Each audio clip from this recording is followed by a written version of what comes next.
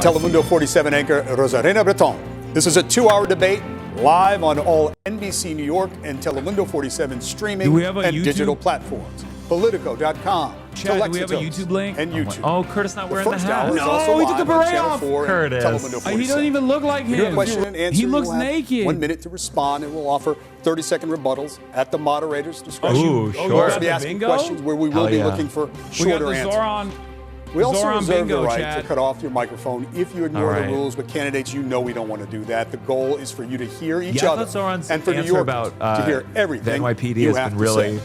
Good luck. Smart. We'll begin with Melissa By the way, we're speaking. Thank you, I guess David, what I'm and good speaking evening, here, gentlemen. Thank you for being here. Winning. We begin tonight by asking you to do what every mayor dreams of, and that is to write your own headlines. Imagine it's January 2027, and you have been in office for exactly Sharia 1 law year. implemented in New York. We would like you to quickly give us one headline about what you think your biggest accomplishment will have been in year number 1. We'll begin with you, Mr. Global jihad. First, thank you very much for sponsoring the debate and having all of us.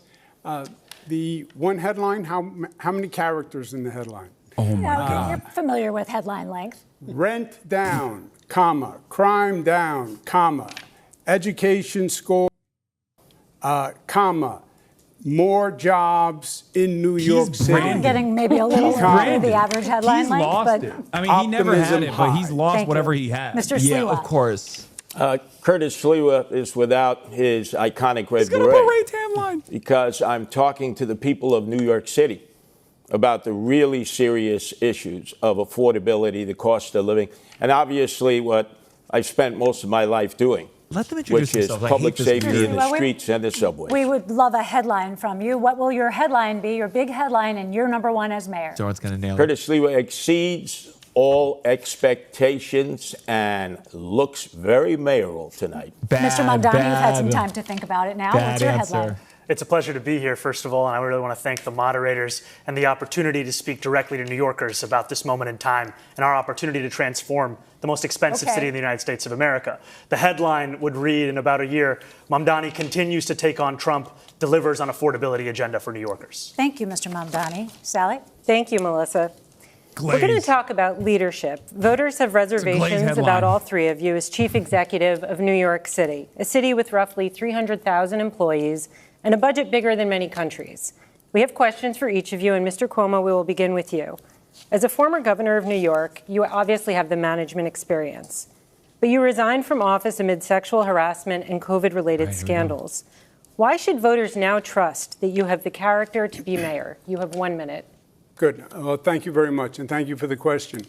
Thank you for the question. You called me right. a rapist. I left office. There was a report that was done that had allegations of harassment. I said at the time it was a political report and that there was no basis to it. It was then sent to 5 district attorneys. They all reviewed it. They found nothing. It was then litigated for 5 years. I was dropped from the cases. So none of that came to anything. When it comes to executive experience, I've run the Department of Housing and Urban Development, built housing all across the nation. I was governor for 11 years. The budget is double what it is in New York City, and I got government to work. I passed groundbreaking laws, minimum wage, paid family leave, built projects that had never been built before. This is no job for on-the-job training. And if you look at the failed mayors, they're ones that had no management experience. Don't do it again. Thank you. Rosarena? Thank you, Sally. In the theme of leadership, Mr. Mamdani, you work as a foreclosure prevention counselor for winning seat in the State Assembly. You have no substantial management experience. How are you ready to lead the nation's largest and greatest city in the world in one day? You have a minute. You know, I have the experience of having served in the New York State Assembly for 5 years and watching a broken political system, the experience of seeing a governor in Andrew Cuomo who would rather have served his billionaire donors and the working class New Yorkers who voted for him, and the experience amidst all of that of fighting and winning for working class taxi drivers to free them from predatory debt and delivering the first free bus lines in New York City history, and in working with unions and working class New Yorkers to finally raise taxes just that little bit on Mr. Cuomo's donors to start to fully fund our public school. And more than that, I have the experience of being a New Yorker, someone who has actually paid rent in the city before I ran for mayor, someone who has had to wait for a bus that never came, someone who actually buys his groceries in this same city. And what all of that experience has shown me, which Mr. Cuomo can't seem to understand, is that it is far too expensive and far too hard for New Yorkers to afford to live in this city. And the definition of experience is not doing the same thing again and again and hoping for a different result. That's actually the definition of insanity. Thank you, Mr. Mamdani. If I can, I think I was going to go. In other words, what the Assemblyman said is he has no experience. And this is not a job for someone who has no management experience to run 300,000 people, no financial experience to run $115 billion budget. He literally has never had a job. On his resume, it says he interned for his mother. Neither did he. This He's is just not the a son job of a famous for New York a politician. What first-timer. the Any fuck? day, you could have a hurricane, you have, God forbid, a 9/11, a health pandemic. You can't even hit him on the Nepo line. What you're doing, people will die. Mr. Mamdani, want to respond? And if we have a health pandemic, then why would New Yorkers turn back to the governor who sent seniors to their death in nursing homes? Dude. That's the kind of experience that's on offer here today. What I don't have an experience, I make up for in integrity. And what you don't have in integrity, you could never make up for. Oh, he dropped 9/11. God damn. First, what you said was totally false, as you know. Which part was false? Poor Curtis. During No COVID, one's going to bring him up everyone today. did whatever they could in this state. And there have been numerous investigations where they've gone through it, and they said we followed federal guidance. But yes, people died during COVID. And my heart breaks for everyone that that died in this state R.I.P. and across this nation. But just to be clear, just to fact check that, there is a criminal investigation reportedly underway at the DOJ about your testimony to Congress. Trump told me he'll drop it. Yeah, that is a political issue with the Congress. They made a referral, which has gone absolutely nowhere. But there have been multiple investigations where the DOJ found that the nursing home investigation was politically motivated. Okay, we're going to move on. We might have time to come back to it. I do need to move on to Mr. But may I just finish my rebuttal? But the Assemblyman still says he has no experience to do the job. Okay. Thank you, Mr. Cuomo. Mr. Unlike Sliwa, me, as founder of the Guardian Angels and as a grandparents. radio host, you've been a well-known figure in New York City for decades. He has no job but experience you other also than beating up lack minorities. substantial management experience. What's his background? So how are you prepared to be the chief He's a cat executive owner and a guardian officer angel. of New York City? You have 1 minute, Mr. Sliwa. God. First of all, I created the Guardian Angels to provide public safety in the subways and streets tasked with when beating up government black was and brown incapable people. of doing so. I didn't do it to get a title or a paycheck. I did it for the love of the game. I don't declare myself to be all-knowing. I will hire the very brightest and best in their fields who have dedicated their lives to trying to improve the city of New York or the state or the federal government or the private sector. But what I will say is, thank God I'm not a professional politician. We have the architect and we have the apprentice of no cash bail, which has been a disaster. We have the architect and the apprentice here of Raise the Age. My own son was almost killed because of that in a gang attack. We have the architect and we have the apprentice of Close Rikers Island, which would just release criminals in the street. Thank God I'm not a professional politician because they have helped create this crime crisis in the city that we face. And I will Thank you, Mr. Sliwa. Which will negate Mr. Cuomo's. Sliwa. Candidates, He's President cooking. Trump has expressed intense interest in this election and in all of you personally. Mr. Mamdani, the president called you, quote, my little communist. Mr. Sliwa, he said you're, quote, not exactly prime time. And Mr. Cuomo, he has been critical of you, but said you have always gotten along. The president has threatened to cut federal funds to the city. And just yesterday, he killed the Gateway Project, the tunnel connecting New York to New Jersey. You've all promised to resist him in some way. What would you say in your first official call with the president to set the tone for your relationship moving forward? We'll give you a minute for this. We'll start with you, Mr. Mamdani. I would make it clear to the president that I am willing to not only speak to him, but to work with him if it means delivering on lowering the cost of living for New Yorkers. That's something that he ran his presidential campaign on, and yet all he's been able to deliver thus far has been prosecuting his political enemies and trying to enact the largest deportation program in American history. And what distinguishes me from Andrew Cuomo is the fact that he has gotten on the phone with that same president, not asking him how to work together to help New Yorkers, or not telling him that he would refuse to back down to protect those New Yorkers, but instead asking him how to win this race. That's something I can do myself. I don't need the president's assistance for. And what I'd tell the president is if he ever wants to come for New Yorkers in the way that he has been, he's going to have to get through me as the next mayor of the city. To be like, here's why people like him. Cuomo, He's we'll not give you doing a the little thing. time, but I'd like you to thing answer he this said. question as well, what your first conversation with the president would be like. Okay. First, I never had a conversation with the president that the Assemblyman was talking about. But he has a distant relationship with the truth. I would say to the president in the first conversation, look, we have had many, many battles. We fought together every day during COVID. And the battles were bloody. And I'd like to avoid them. If you come after New York, you know what I'm going to do. You know it's going to be ugly. And my chances are almost 50-50, even though you're the president. I'd like to work with you. I think we can do good things together. But great campaign number slogan, one, 50-50 I will fight chance you every of step of working the out. way if you try to hurt New York. Unless he weaponizes the justice system to go after the attorney general of this state, in which case you'll issue a statement that doesn't even name the president. And no matter what you think about Donald Trump, you know that not even being able to name him is an act of cowardice. And that's what we would see from Donald Trump's puppet on the right over here. I do want to get Mr. Sliwa, but Mr. Cuomo, I'll give you a few seconds to respond to that. Why are you letting him? Why are you letting this Muslim talk over me? Political weaponization of the justice system is wrong. Both sides do it. It's wrong when Donald Trump does it. It's wrong when they did it to Comey. It's wrong when Comey did it to Hillary. It was wrong when it happened to Tish James. Thank you, Mr. Cuomo. I want to give Mr. Sliwa a chance to answer this. Mr. Sliwa, your first official conversation with the president, what would you say to set the tone? Well, first of all, there's high levels of testosterone in this room. I've had a love-hate relationship with Donald Trump that goes back over 30 years. But I know one thing. We have Andrew Cuomo. We have Zoran Mamdani. They want to take on Donald Trump. Look, you can be tough, but you can't be tough if it's going to cost people desperately needed federal funds. Zoran Mamdani, the president, has already said it's going to take $7 billion out of the budget right from the start if you're elected mayor. People are going to suffer in this city.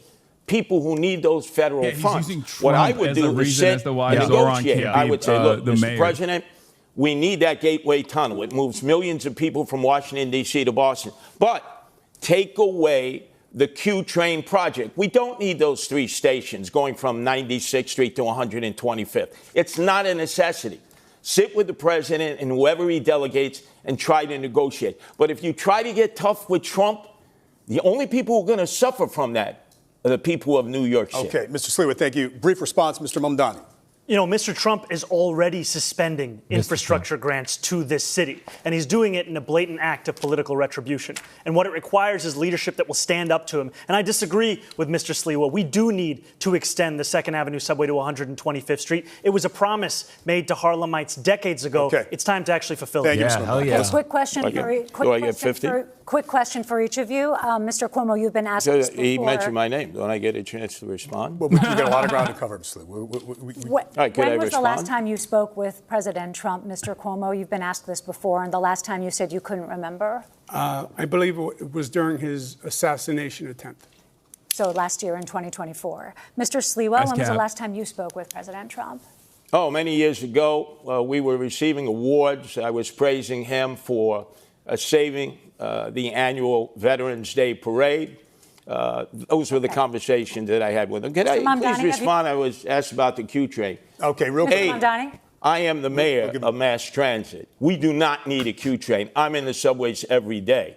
We have more than a capable system of transporting people. Thank you, Mr. Sliwa. The infrastructure needs to be fixed in the system that we have. Mr. Mamdani, have you ever spoken with No more mass transit. No more trains. Okay. No more trains. We got too much mass transit. Too many minorities walking around. President Trump has spoken positively about you and your candidacy, even as his Justice Department, as we've noted, is reportedly investigating you for allegations you lied to Congress over your COVID record. Given that dynamic, how would you be able to stand up to this White House? How are you not compromised? And just take into account that New Yorkers are troubled by what they view as a compromised relationship the current outgoing mayor has with the president. First, you're wrong when you say there's any investigation of me. That's not true. And I'm not saying that because you're a woman and I hate absolutely nothing. Congress did a press release. They said they sent a letter to the Department of Justice, which they do routinely to generate press, and that's what that is. I fought Donald Trump He investigated me repeatedly with the Department of Justice. The Department of Justice Inspector General said that it was actually politically motivated. That does not back me up. When I'm fighting for New York, I am not going to stop. And I'll tell you something else. If the Assemblyman is elected mayor, Donald Trump will take over New York City, and it will be Mayor Trump who runs New York City. We have to move on. Just a very quick follow-up, yes or no. You're saying unequivocally the Justice Department is not investigating you, correct? I've heard absolutely nothing. They could be, and you might not have heard it. But OK, we'll move on. David? OK. Thanks, Sally. That is virtually impossible, by the way. OK. But Mr. Cuomo, you did put out an ad the day after the news first broke in the New York Times that you were under investigation, calling it a political investigation, saying they were coming after you as they had to, you know, after other Democratic politicians. It's cool that he's just debating the moderators now. The Republican Congress was. Yes, I believe they play politics with the justice system. Okay. I believe the Republican Congress does it. I believe Donald Trump does it. I believe the Democrats do it. And that's why I think people are sick and tired of the justice system and the politics. If you think that there's no difference between the Democratic Party and the Republican Party, then that's the candidate for you. If you think it's time to have a Democratic Party that actually stands up to Donald Trump and his billionaire-backed assault on working people. Well, first thank you, Mr. Mamdani. It doesn't work, Chad. not a Democrat. Right? You're have, not a Democrat. You're a Democratic all right, socialist. We have you didn't vote for Kamala Harris, right? We have other ground to cover. We have other ground to cover. That's an incendiary charge. I want to be very... You may have a chance to address it, but we do. I'll be very quick. We have a lot of issues to get to with New Yorkers, Mr. Mamdani. I'll be very quick. You didn't say leave it blank in the Kamala I'll be very campaign? quick. I said leave it blank in the presidential primary because primaries are a place to air dissent. And like many Americans, I was horrified by the Israeli genocide of Palestinians. And if you want to look for me on the ballot, you'll find me as the Democrat. Mr. Mamdani, thank you. Gentlemen, we have to move on. This week, the world is reacting to President Trump's Israel-Hamas peace deal and the release of the hostages. Would you glaze Trump? Many are cautiously optimistic would you give Trump credit? about a lasting peace. I hate this shit. Of course, the mayor has no direct role in foreign affairs. Great bar we from certainly have a lot Zoran. of questions for you about city matters. Talk about credit. This war has been a major topic in the campaign. And there are criticisms about your positions in the past and how you envision leading on these issues That's how I feel when there's credit. So we have questions for all of you, but first for Mr. Mamdani, because something you said that's been generating headlines in the news today as we come into the debate. Yesterday on Fox News, you were asked if Hamas should lay down its weapons, key to the peace plan and ceasefire. And some say they found your answer confusing. You said, quote, I don't really have opinions about the future of Hamas. It's not. And It's Israel less confusing. Beyond the question It's more of confusing justice, to ask the safety, fucking New York mayor and the fact this that question. anything has to abide by international law. And that applies to Hamas. We're going to do that question. When was the last time you talked to the Hamas? Israeli military? So for the voters tuning in tonight, Mr. Mamdani, what do you believe about Hamas and how lasting peace will be achieved? We know it's a complicated matter, but we'd like you to keep your answer to a minute if you could. Of course, I believe that they should lay down their arms. I'm proud to be one of the first elected officials in the state who called for a ceasefire. And calling for a ceasefire means ceasing fire. That means all parties have to cease fire and put down their weapons. And the reason that we call for that is not only for the end of the genocide, but also an unimpeded access of humanitarian aid. I, like many New Yorkers, am hopeful that this ceasefire will hold. I'm hopeful that it is durable. I'm hopeful that it is just. And for it to be just, we also have to ensure that it addresses the conditions that preceded this, conditions like occupation, like the siege, and apartheid. And that is what I'm hopeful for. Yeah. What now? If I may, Anti-Zoran haters? From the Excuse river me. to the sea. I'm being marginalized. Cuomo's like It's a debate of three. Excuse me, Andrew. It's a debate of three. Do we acknowledge that? Three people? Mr. Sliwa, go ahead, and we'll give you a second. Go ahead, Mr. Sliwa. Oh, man, Sliwa. President of the United States should have been applauded by you, Zoran Mamdani, and you, Andrew Cuomo, on the day that he brought together that international coalition that met in Egypt, that came from the Middle East and the Persian Gulf. I certainly applauded him for bringing peace to Gaza and trying to end the hostilities in the war between the Israelis and Hamas. So there can be peace between the Israelis and peace between the Palestinians. But you seem, Zoran, to be incapable of praising our president. You were capable of praising our president. Gentlemen, we have Give credit where credit is due. He's brought peace to Gaza. Yeah, gentlemen, we want to hear everything you have to say. We have other questions on the matter. Mr. Cuomo, please, brief response, because we do have other questions on this issue that you may be able to address. Go ahead. I did applaud President Trump and his administration. I think it was a great accomplishment. I hope the peace holds. The assemblyman will not denounce Hamas. The assemblyman will not denounce Hasan Piker, who said America deserved 9/11. The assemblyman just said in his response, well, it depends on occupation. That is code, meaning that Israel does not have a right to exist as a Jewish state, which he has never acknowledged.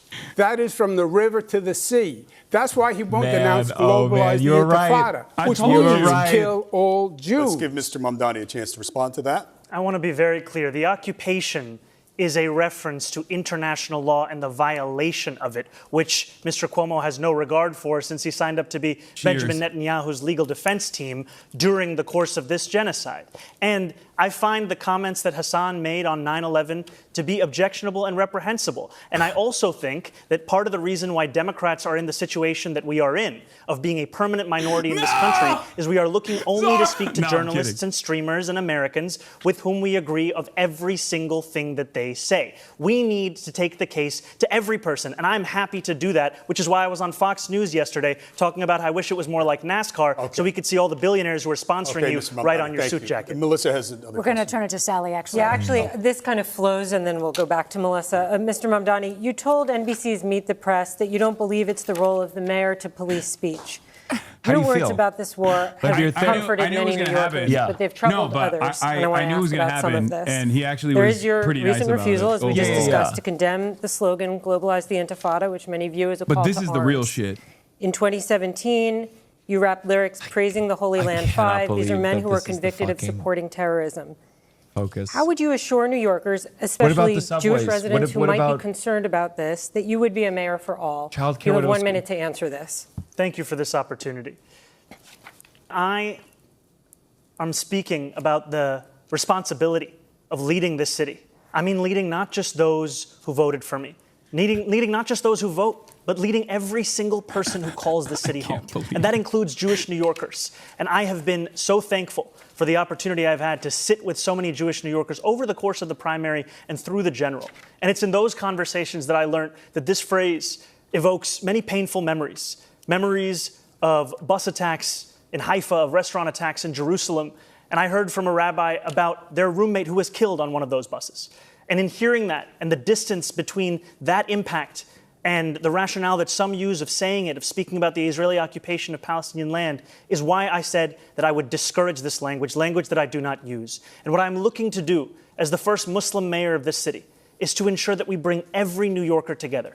Jewish New Yorkers, Muslim New Yorkers, every single person that calls this city home, that they understand they won't just be protected, but they will belong. Mr. Sliwa, we will get to you first. I'm going to ask a question of Mr. Cuomo. While you are a strong supporter of Israel, you have also been slow to develop a relationship with the city's Muslim community. Thank you, Universal Power user, for this one to get this a terrorist sympathizer.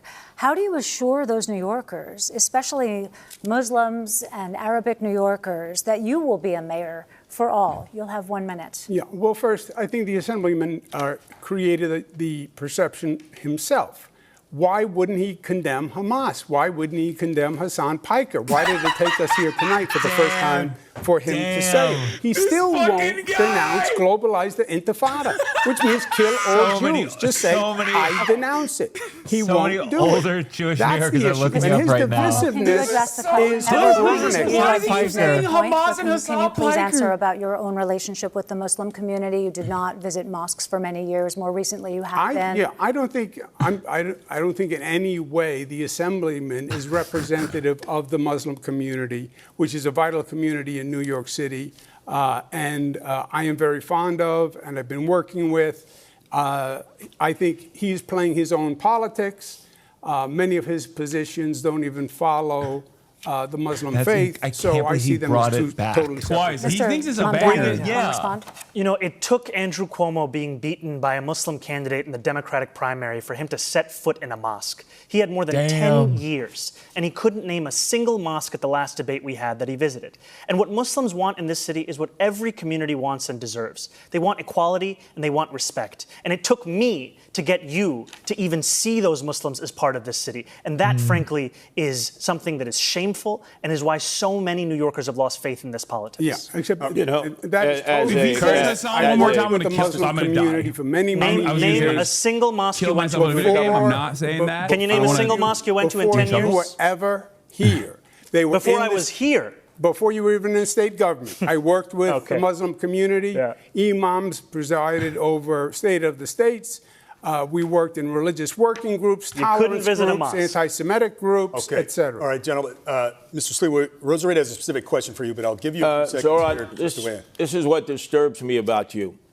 You will be celebrating your birthday this weekend. In 1991, I was in the streets of Crown Heights with the Guardian Angels for 30 days and 30 nights when the first Democratic Socialist mayor of New York City, that's right, David Dinkins, was a proud member of the Democratic Socialists of America, abandoned the Jews for 3 days. They were left to their own means. And we protected them for 30 days and 30 nights. Then your favorite mayor, Bill de Blasio, in 2019, abandoned the Jews again when they were being attacked in Williamsburg, in Borough Park, and Crown Heights. And I had to bring the Guardian Angels in for 30 days, 30 nights. Jews don't trust that you are going to be there for them when they are victims of anti-Semitic attacks. Okay. Brief response, Mr. Mamdani. We have a specific question for you from Rosarita, but Mr. Mamdani, please. I agree, by the way.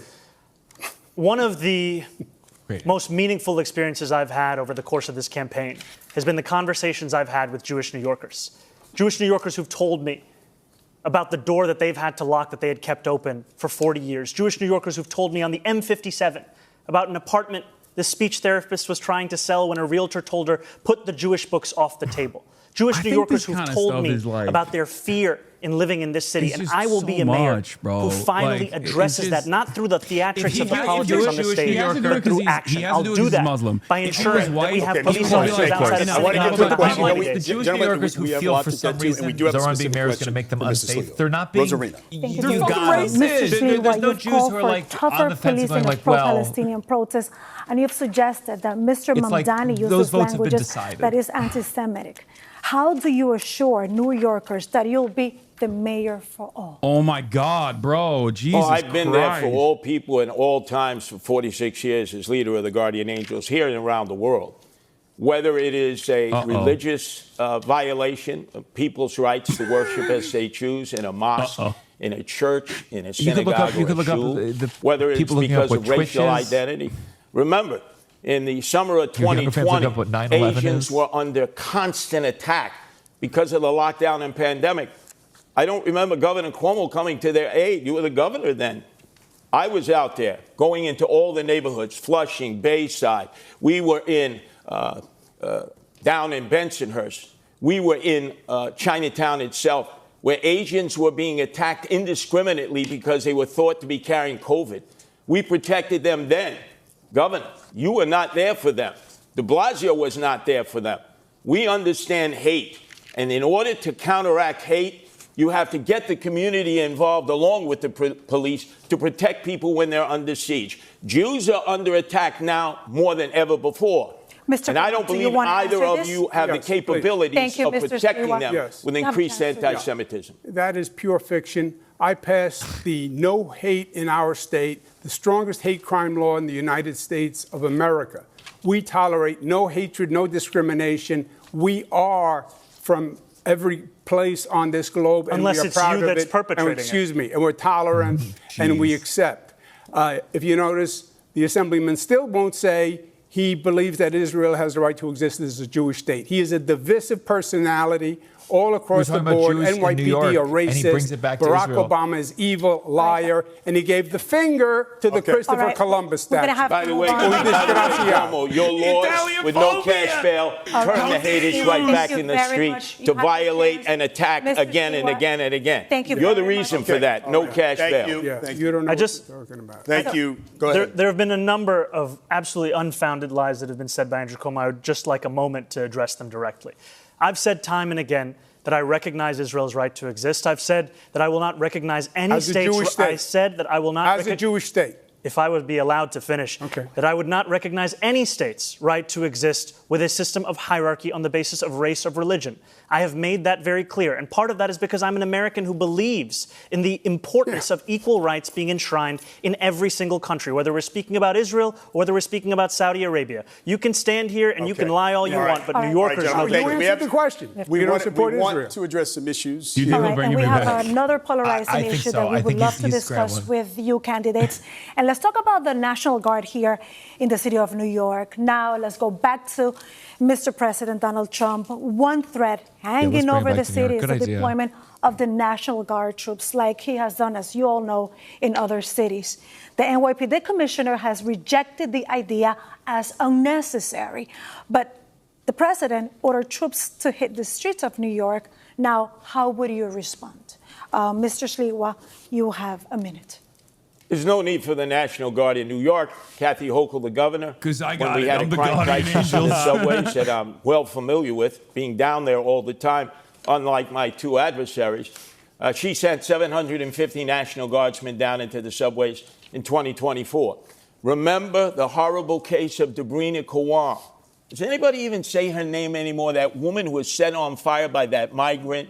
As a result of that, the worst crime I've ever seen committed in the subway system, the governor did the right thing. She sent an additional 250 National Guardsmen, giving us a total of 1,000 National Guardsmen in the subway system, while our mayor, Eric Adams, was telling us it was all a perception. Laura Loomer. So Governor Hochul has responded. Oh, wow. I would She's been tell trying to get me deported nonstop. the President of the United States, since I'm familiar with cities all across America having guardian angels there, if you were going to send the National Guard, you don't need to send them to New York City. I wasn't wrong. There He are other did say cities the guardian that angels could got it. desperately use their help in dealing with their crime crisis. Thank you, Mr. Sliwa. Mr. Mamdani, how would you respond? You know, I agree with Police Commissioner Tish that we do not need the National Guard here in New York City. We do not need them for the purpose of safety, because if it was safety that President Trump was so concerned about, he would send them to the 8 out of 10 states that have the highest levels of crime in this country, but he won't, because they're all run by Republicans. What New Yorkers need is a mayor who can stand up to Donald Trump and actually deliver on that safety. When Donald Trump sent ICE agents on people in Los Angeles, Andrew Cuomo said that New Yorkers need not overreact. That is the furthest answer that New Yorkers are looking for. They are looking for someone who will lead, someone who will say that they will have their back, someone who will actually fight for the people of this city. And that's who I am, because I'm not funded by the same donors that gave us Donald Trump's second term, which isn't something that Andrew Cuomo can say. Thank you, Mr. Mamdani. Yeah, first, the answer in the subways is not more National Guard. I put National Guard in the subways also. It's more NYPD is the answer. But the National Guard is not, he's not sending in the National Guard to do any real function. It's control, it's power. Sure. He's trying to say these Democrats don't know how to run these cities, and it's a political gesture by sending in the National Guard. He has said if the assemblyman is elected, he will take over New York. Forget the National Guard. But this is he not has the said, question. I'm going to take the funds. If they order the troops to come here, what would you do? Well, I went through this with him. He sent the National Guard to 20 cities when I was governor. You know what city he didn't send them to? New York. Why? Because I said to him, don't you dare, we don't need it, and he backed down, and he will again. So that proves a good relationship Wait a with second. The president is going to back down to you, Andrew Cuomo. I know you think you're the toughest guy alive. Curtis, get his ass, Curtis. Let me tell you something. Get his ass, Curtis. You lost your own primary, Curtis right? kind of likes Zoran, by the way. Have you noticed that? Yeah. Why do you have a difficulty understanding we're the same age. You're what the term no is? You're not going to stand up to Donald Trump. And I agree with Curtis. More than You're not going to stand up to Donald Trump. And he can't stand up to Donald Trump. He's a New Yorker, and so is Zoran. Andrew is You not. negotiate with him. You don't fight with him, because only the people of New York City will lose. We do have a follow-up. Negotiate. We have a follow-up. I'd like to see a show of hands. Are there any circumstances where any of you would allow the NYPD to cooperate with the National Guard if Trump sent them to New York? 9/11. Show of hands. Yes? No takers. Okay. Moving on. If history is a guide, National Guard troops in the city could trigger protests. And we have questions for each of you about how you would handle that. So, Mr. Sliwa, you have been arrested for protesting migrant housing and for trying to serve Mayor Bill de Blasio with court papers. How would your NYPD handle protests? And would you continue participating in protests as mayor? You have 1 minute. Well, I have been arrested oftentimes in civil disobedience. That is a great American right. But demonstrations have a time and a place. And it used to be before Bill de Blasio, I know he was your favorite mayor, Zoran Mamdani, that you'd have to get a permit. There was a time period you were in a structured area. You get a sound permit. It could be turned around in a day. If there was going to be civil disobedience, you discussed it with the police department. And obviously, you had an opportunity of expressing your anger or your outrage at whatever it was that motivated you to sit down in the street, to block traffic or block an egress. Now we have rampaging groups that go running through the streets, that enter all kinds of facilities and violate other people's rights. And there's no one who's willing to stop it. When I'm the mayor, there are rules and regulations. Everybody has the right to demonstrate. But you can't violate other people's rights, or you yourself must be arrested. He's such a funny dude. And he's saying I'm not going to stand up to Trump. I don't get it, but he's saying I'm going to stand up. Remove those face coverings. He doesn't care about anything. Why he's are you afraid of identifying who you are as a demonstrator? Unless maybe you're an agent provocateur who's sent in here to cause chaos. Thank you. You can protest, just not on the subway. The next question goes to you, Mr. Mamdani. You were arrested for blocking traffic in a pro-Palestinian protest, and you participated in a sit-in at Grand Central. Protesters offered block streets, bridges, and hubs like Grand Central. How much of that would you allow as mayor? And what's your line in having the NYPD arrest protesters? You have a minute. Protest is a part of what makes this city's history what it is. It is a part of the First Amendment. We deserve to have a mayor who stands up for that First Amendment, especially as we have a president that's looking to shred it at each and every opportunity. And we will continue to have protests in this city, as we should, no matter who is the mayor. And the line will be on the question of breaking the law. What we have today, however, is an attempt to intimidate so many who are looking to use that freedom of expression to share their opinions about the city and the world around them. And to be frank with you, what New Yorkers are looking for is someone who can show leadership in City Hall. Because when they don't see that leadership, that's when so many take to the streets. And if you had a leader like Andrew Cuomo, who was telling people not to overreact when they see ICE agents abducting girls as young as 6 years old to deport them, many New Yorkers will take to the streets. We deserve to have a leader who will actually be following through on the values of the city. That's the leader that I'll be. Mr. Mamdani, just a quick follow-up. If you're elected, would you still participate in protests? No, if I'm elected, I'll be the mayor, and I'll be leading the city from City Hall. But no participation in protests, right? The important thing is to lead from City Hall. That's what I'll be doing. Okay. Yeah. If I may respond, because I believe my name was invoked. A very brief response, and then I have a question for you. I dealt with ICE. I stood up with ICE. I had a war with ICE here in New York when I was governor. And I stood them down, and they moved out. What the assemblyman is saying is he doesn't believe in law and order. He believes in defunding the police, disarming the police, disbanding the police. That's who he is. Abolish jails. Sorry, I have a question for you. 15 seconds. Very rebuttal, Mr. Mamdani, and then we do just 15 seconds because we have a question for Mr. Cuomo. Mr. Cuomo lies again and again and again. I am not running to defund the police. I am running to actually work with the police to deliver public safety. Andrew Cuomo says that he has stood up to ICE. He has not said a word about the abductions that are happening right now. He's referring to a previous comment you made, and we will get back to this. But Mr. Cuomo, a question for you. It's a comment he made. Is the operative language. Yes, I understand. I said that. As governor, you put the National Guard on standby during the George Floyd protests. You didn't deploy them. As mayor, talk about how you would balance the right to protest with maintaining order in the streets. The right to protest is a sacred right. There is no doubt about that. But the law is the law also. And you have New Yorkers now who are afraid in this city. They're afraid of Donald Trump coming, they're afraid of that anarchy, and they're afraid of the anarchy in this city itself. We have to provide public safety that makes New Yorkers feel safe. Demonstration is one thing. Violating the law is something else. Blocking public transit is something else. Stopping students from going to class is something else. Harassment, intimidation, that's a hate crime, that's illegal. Enforce the law. Respect the police. They're not racists, as the assemblyman calls them. They're not a threat to public safety, as he says. At this in general. They're not anti-queer. It's already too contentious for him, but like he's also to protect New Yorkers, work with them, fortify them. Whatever that's ironic that you say that now. I'm sorry, Andrew Cuomo, because when you were governor, for 8 years, your parole board released 43 cop killers back into the street. Okay, your father, when he was governor, released none. I knew Mario Cuomo. You know Mario Cuomo, Andrew Cuomo. You released Cuomo. Don't say you're pro-police. Do you want to respond briefly to the comments that Mr. Cuomo raised about things you've said about police? Man. You can do a brief response to that. I have been clear time and time again that as much as Andrew Cuomo wants to bring up tweets from 2020, which is around the same time that he was sending seniors to their death in nursing homes, I am looking to work with police officers, not to defund the NYPD, looking to ensure that officers can actually do one job when they're signing up to join that department. From 2019. He was specifically referring to the comments you made. We will come back to that, but we're out of time.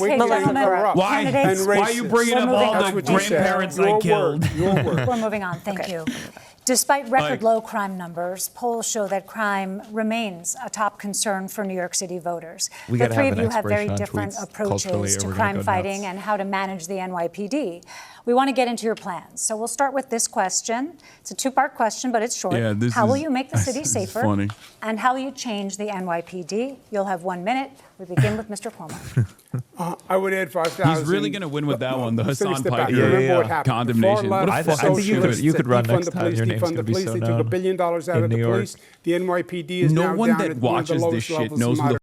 I would add 5,000 police. When they Google my name, they're going to find like a bunch of New York Times articles that are positive. So they're not going to be like, what's this guy's deal? Yeah, and again, and you have to add additional police officers because the attrition rate is so high. Part of that is going to be saying to the NYPD, I respect you. I don't think you're wicked, as the Assemblyman said. I don't think you're corrupt. I don't think you're racist. I value you. I will have your back. I'll be a mayor to work with you. That's how you're going to get the police to apply for the jobs. And then we have to work on the relationship between the community and the police. The police can't police the community. They have to police with the community. You're up next, Mr. Sliwa. This is amazing. I'm standing here with my two adversaries, both of whom have threatened to defund the police. You, Andrew Cuomo, during the summer of 2020, said if you don't reform, I canvassed for Zoran and a brain-broken older lady brought you up one time. And you certainly said that awesome. Mamdani. That's kind of aura. We need 7,000 police. We only have 32,500. I create the problem in in the hearts recruiting of police, elderly which New neither York of ladies. you are addressing, is that their insurance was stripped from them. The state, you did nothing when you were governor, and here in the city, 2021, the city council and Eric Adams did nothing. They don't have qualified immunity, which you've benefited from, Andrew Cuomo, with the 13 lawsuits filed against you for sexual harassment. Tom DiNapoli says we're paying out $60 million. Why? Because you had your qualified immunity as governor, and yet people have stood by as police have lost their insurance and all civil servants. That's why you can't get recruits in, because they're not insured. I will return their qualified immunity because they need to be protected like other civil servants. That is not New York State. It's New York City on the qualified insurance, on qualified immunity. It's not insurance at all. You are entitled to free legal counsel, which is what he's referring to. Yes. You have spent. Yes, but it's New York City that has revoke qualified immunity. It's not insurance. It's qualified immunity. It has nothing to do with insurance. Okay. So that protected you in all these lawsuits. And yes, the lawsuits, because there was a report filed. I said it was political. It turned out to be political, and that's why all 13 women were lying. Come on, Andrew. All 13 women were lying. After 5 years, a state trooper too. After 5 years, 5 DAs, 5 years of litigation. I was dropped. That's why I call Mr. Mamdani, how will you make? In a while. Okay, Mr. Mamdani, how will you make the city safer, and how will you change the NYPD? Thank you. This is the concern for so many New Yorkers, and I'm proud to have a comprehensive plan to bring new ideas to this city. If you want more of the same, vote for Andrew Cuomo. If you want an actual approach to lower crime, look at our Department of Community Safety. That is something that has been hailed by experts as addressing so many of the pieces of why New Yorkers are not feeling safe today.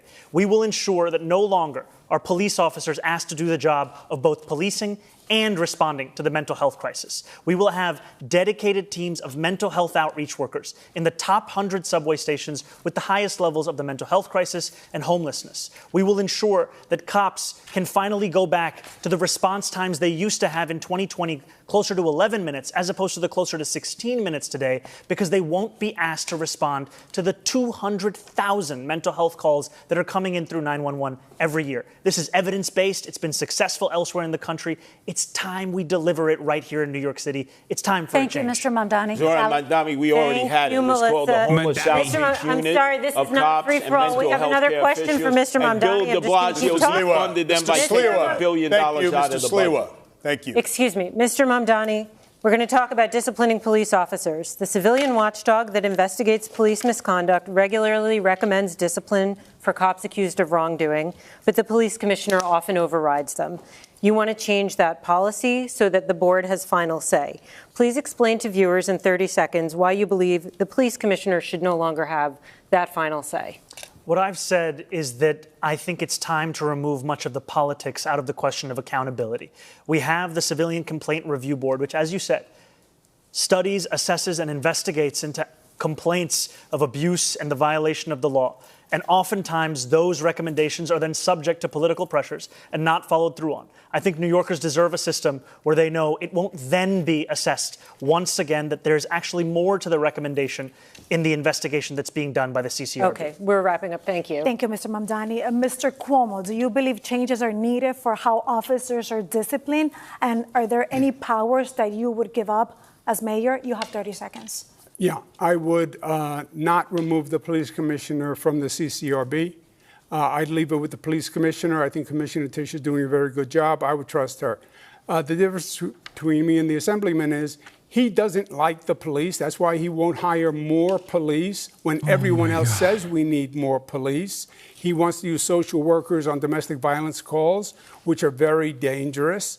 And he's told you what he thinks. He thinks the police are racist, wicked, corrupt, and a threat to public safety. Thank you. Those are his words. Very quick. Mr. Mamdani, very quick. Look, Andrew Cuomo is a politician of the past, and all he can speak about are the tweets of the past in 2020. Those are tweets which I have apologized for to New Yorkers and police officers directly, and they are not what I am actually running on. No, but you're incapable of actually speaking about the platform that we have here, which is one that will keep New Yorkers safe. Can we just quickly ask you, because I think what some people feel they haven't heard from you, we hear you saying that you don't believe that anymore, and you've apologized. People have not heard you sort of describe the evolution of your thought, how you got from there to here. You know, growing up in this city, I would think often about safety and justice and the ways in which that relationship has been irrevocably harmed. When I learned about the exonerated five, when I learned about Sean Bell, when I learned about Eric Garner, when I learned about Michael Brown, and then in 2020, when I wrote these tweets, learning about the death of George Floyd. And that was a moment where it felt as if the distance between these two ideals had never been further.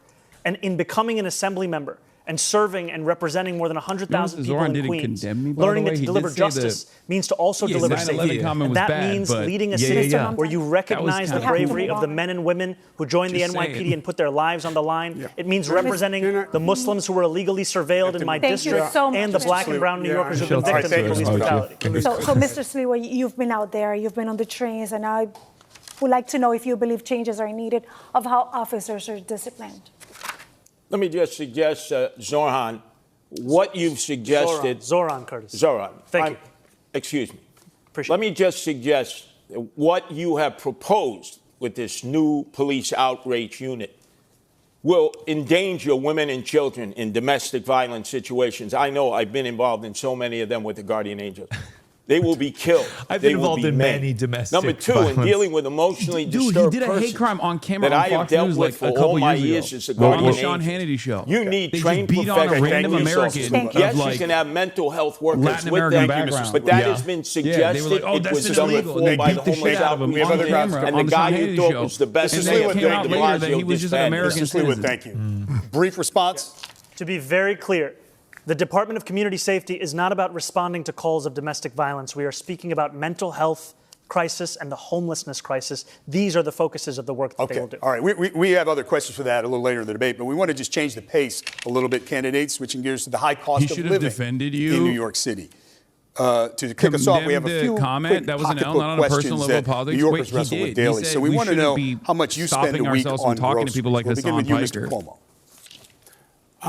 He did do that. Depends how many times my daughters come over. He's running for mayor of New York. He's not going to be like, listen, as a New Yorker, Hasan Piker was based. I'd say about $175 with a gallon of milk, now $5 and always rising up. Loaf of bread. Who do you want him to say? Be like, that comment was awesome. I would like to do that as well. Is that what you think? I retract my retweet of that comment. Mr. Sleeman, thank you. It's a brief answer. Thank you. Mr. Mamdani. I actually agree with Curtis on that. It is too costly. Now that eggs are down to less than $4, though, my average spend every week is about $125, $150. All right. Do you carry credit card debt or do you pay it off every month? Mr. Mamdani? Also, I know he was a bullet that he took. Mr. Sliwa. I don't have a credit card. I have allowed him card. not to condemn Hamas. For the record, which is so funny. What is your monthly rent or mortgage, my Mr. 9/11 comment is reprehensible. About $3,900. Which is the most honest form of resistance. Mr. Mamdani, what is your monthly rent or mortgage? $2,300. Oh, I should stop giving them talking points. Hasan should put down his phone. A poor person's supposed to have. Mine is about $7,800. We are actually getting to that. We're going to cover that subject. Sally? Thank you. We're going to talk a little bit more about the runaway rent in this city. Mr. Mamdani, you're pledging to freeze rent for nearly 1 million rent-stabilized apartments. That really affects less than half of all rentals in the city. What is your plan for those who aren't in stabilized apartments but are struggling to pay the rent? What are you going to do for them? Well, I'm proud to say that I will freeze the rent for more than 2 million rent-stabilized tenants, and I will also build 200,000 truly affordable homes across the 5 boroughs over the next 10 years to ensure that tenants, whether rent-stabilized or market rate, can actually have more housing such that they are not being priced out of this city. And finally, I'm also going to make it easier for the private sector to build housing in this city, because what we see today is that it's not labor, it's not materials, it's the weight that is often costing so much to actually build the housing we need in this city. Thank you. And a follow-up for you, Mr. Mamdani. The cost of maintaining a building change year to year for landlords. The Rent Guidelines Board is legally required to consider those costs when deciding whether to freeze rents. So how can you promise a rent freeze today before ever seeing that data next year? You know, we've seen the data time and again. It's It's been data that's been overruled by mayors again and again. The last Rent Guidelines Board study showed that profits were up 12% for landlords of those units. And what did they do? They raised the rent, adding to more than 12% under Eric Adams' administration. What I am speaking about is actually reflecting the needs of these New Yorkers and the state of the market today. These are New Yorkers who have a median household income of $60,000. We do not need to be pushing them further out of the city. We need to keep them in their homes. Aren't you saying in that answer that you are going to prejudge? You will not have seen the data for next year, and you're making a determination based on data you haven't seen? I've seen the data year after year of the fact that salaries are stagnating, costs are up, New Yorkers can't actually afford their apartments. And I will also take action to actually ensure that the landlords of those buildings can better handle their costs by taking on their insurance, their property taxes, and their water bills. And you haven't seen next year's data yet, but we're going to go to I do have a question for you on this subject. You have proposed something that you're calling Zoran's Law. You think that Mr. Mamdani earns too much to live in his rent-stabilized apartment, though I should note that there are no income tests for rent-stabilized apartments. But critics say your plan would force people to pay too much of their income towards the rent. So if you think Mr. Mamdani is gaming the system, what about the other New Yorkers, thousands of them just like him, who earn similar salaries, who are living in similar apartments? Okay, just to follow up on what Sally was saying, because she's right. This is not a new plan that the Assemblyman's talking about. It's Bill de Blasio's plan. It was called Freeze the Rent. Oh, Bill so de Blasio says it's happened before. The mayor can't say legally he's going to freeze the rent. There's a Rent Guidelines Board. There are certain considerations that have to be looked at. You're right, Sally. Oh, so it's doable, and it's been done before. Thank you. So it's not communism. Also, freeze the rent only postpones the rent, because then you have to have an increase to cover the costs. Otherwise, the building is going to go bankrupt. No. And it does nothing for the majority of renters who aren't in these rent-stabilized units. There's nothing for NYCHA. There's nothing for homeowners. There's nothing for people in black, brown communities who are getting priced out. I was the HUD secretary. I built affordable housing all across this nation. I built affordable housing in this city when I was in my 20s. I know how to get it done. How'd you get that job? On the rent-stabilized units. How'd you get that fucking job? Those are the in your 20s without any experience. And we You're out should of time. I'm sorry, Mr. keep Cuomo. them for the We didn't get an answer most to the rent question. burden. We have to move on. But I have a question for you. No, sorry, he invoked me for much of that question. Just a very brief response Please, here. very brief. You know, you've heard it from Andrew Cuomo that the number one crisis in this city, the housing crisis, the answer is to evict my wife and I. He thinks you address this crisis by unleashing my landlord's ability to raise my rent. If you think that the problem in this city is that my rent is too low, vote for him. If you know the problem in this city is that your rent is too high, vote for me. If I understand it Sons of millionaires need subsidized Zoran's law housing. would not evict Mr. Mamdani. It would not evict it. It would apply to people applying for. Oh my God!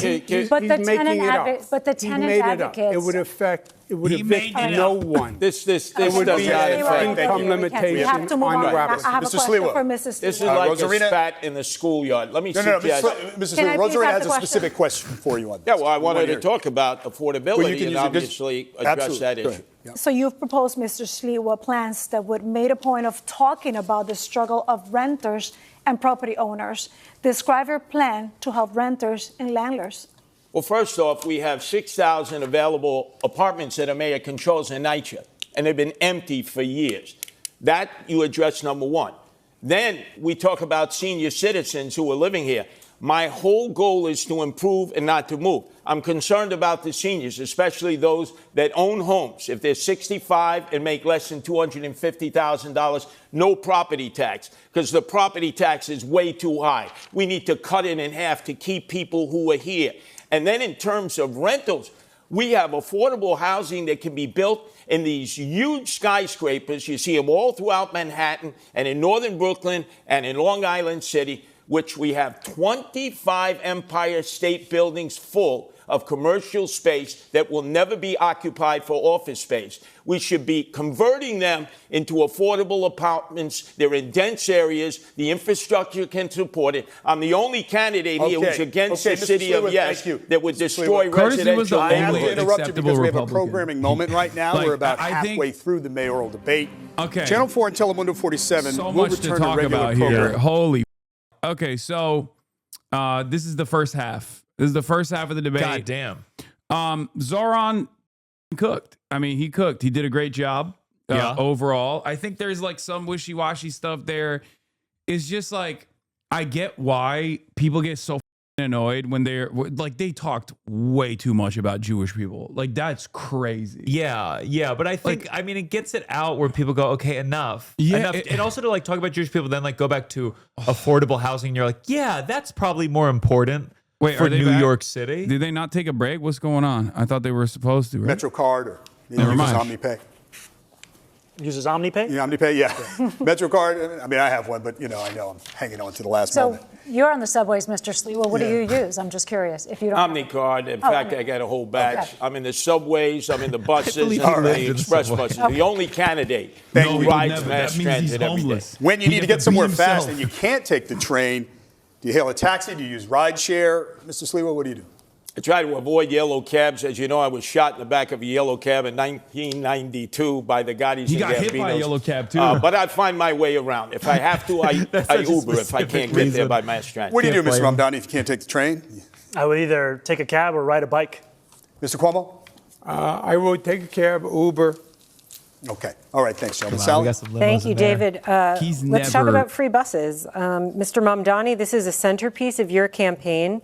Can you explain how you will make buses free? You have 30 seconds to answer. Absolutely. We will make buses free by replacing the revenue that the MTA currently gets from buses. This is revenue that's around $700 million or so. That's less money than Andrew Cuomo gave to Elon Musk and $959 million in tax credits when he was the governor. And the reason that we will do so is that making buses free doesn't just provide economic relief, but also public safety. Because what we've seen is that it decreases assaults on bus drivers by 38.9%. New Yorkers deserve more than the slowest buses in the country. I know that because I was on the M57 not too long ago, and its average speed is 4.9 miles an hour. We're at time, though, but the question is how you'll make them free. We will fund the revenue that would have otherwise been brought in from fares. And that's something that we would do in partnership with Albany. And I've put forward two proposals. The first is to raise taxes on the top 1% of New Yorkers by 2%. That would raise $4 billion. The second is to raise the state's top corporate tax rate to match that of New Jersey, which would raise $5 billion. We're going to move along, but I just want to point out to viewers that Governor Hochul has opposed raising the income tax. But Melissa, we'll move on to your question. Okay, Could I address that on the buses? Because half the people don't pay their bus fare to begin with, Zoran. And so Zoran, Curtis, it's a complete disaster. If you have free bus fare, and the Citizens Budget Commission said just last year, 2024, $1 billion of fare evasion in all different forms. This MTA system will collapse. There's not enough money out there to make up for fare evasion. Pay your fare. If you don't pay your fare, they have fare programs for the poor and the indigent. But everybody should be forced to pay their fare. Mr. Cuomo, you had both praise and some criticism from Mr. Mamdani's free bus pilots. You're sort of in the middle on this issue. What's your plan to make subways and buses more affordable? I think free buses is a mistake. It costs about $700 million. Thank you for sponsoring the Piker Broadcasting Service chatters. 3 mega legs. Thank you for the 50 big ones. It's been done before in other cities. It was a disaster. They stopped. They basically became mobile, homeless, gathering places. What I say is free buses for working families who can't afford it, and free subways for working families. But wait, what? Don't subsidize rich people on a bus. And how are you going to? It's been tried and it's failed. Has that been his pitch? Mr. Mamdani, can you just respond quickly on the point about the mobile homeless gathering places? You know, this is something that we heard when we were fighting to make buses free in Albany when we delivered the first fare-free bus lines in New York City history. And what we saw is when we made one bus route free in each borough of New York City, there was no increase in homelessness on those buses. There was no increase in fare evasion in the surrounding area. What there was an increase in ridership of up to 38%. Thank you, Mr. Mamdani.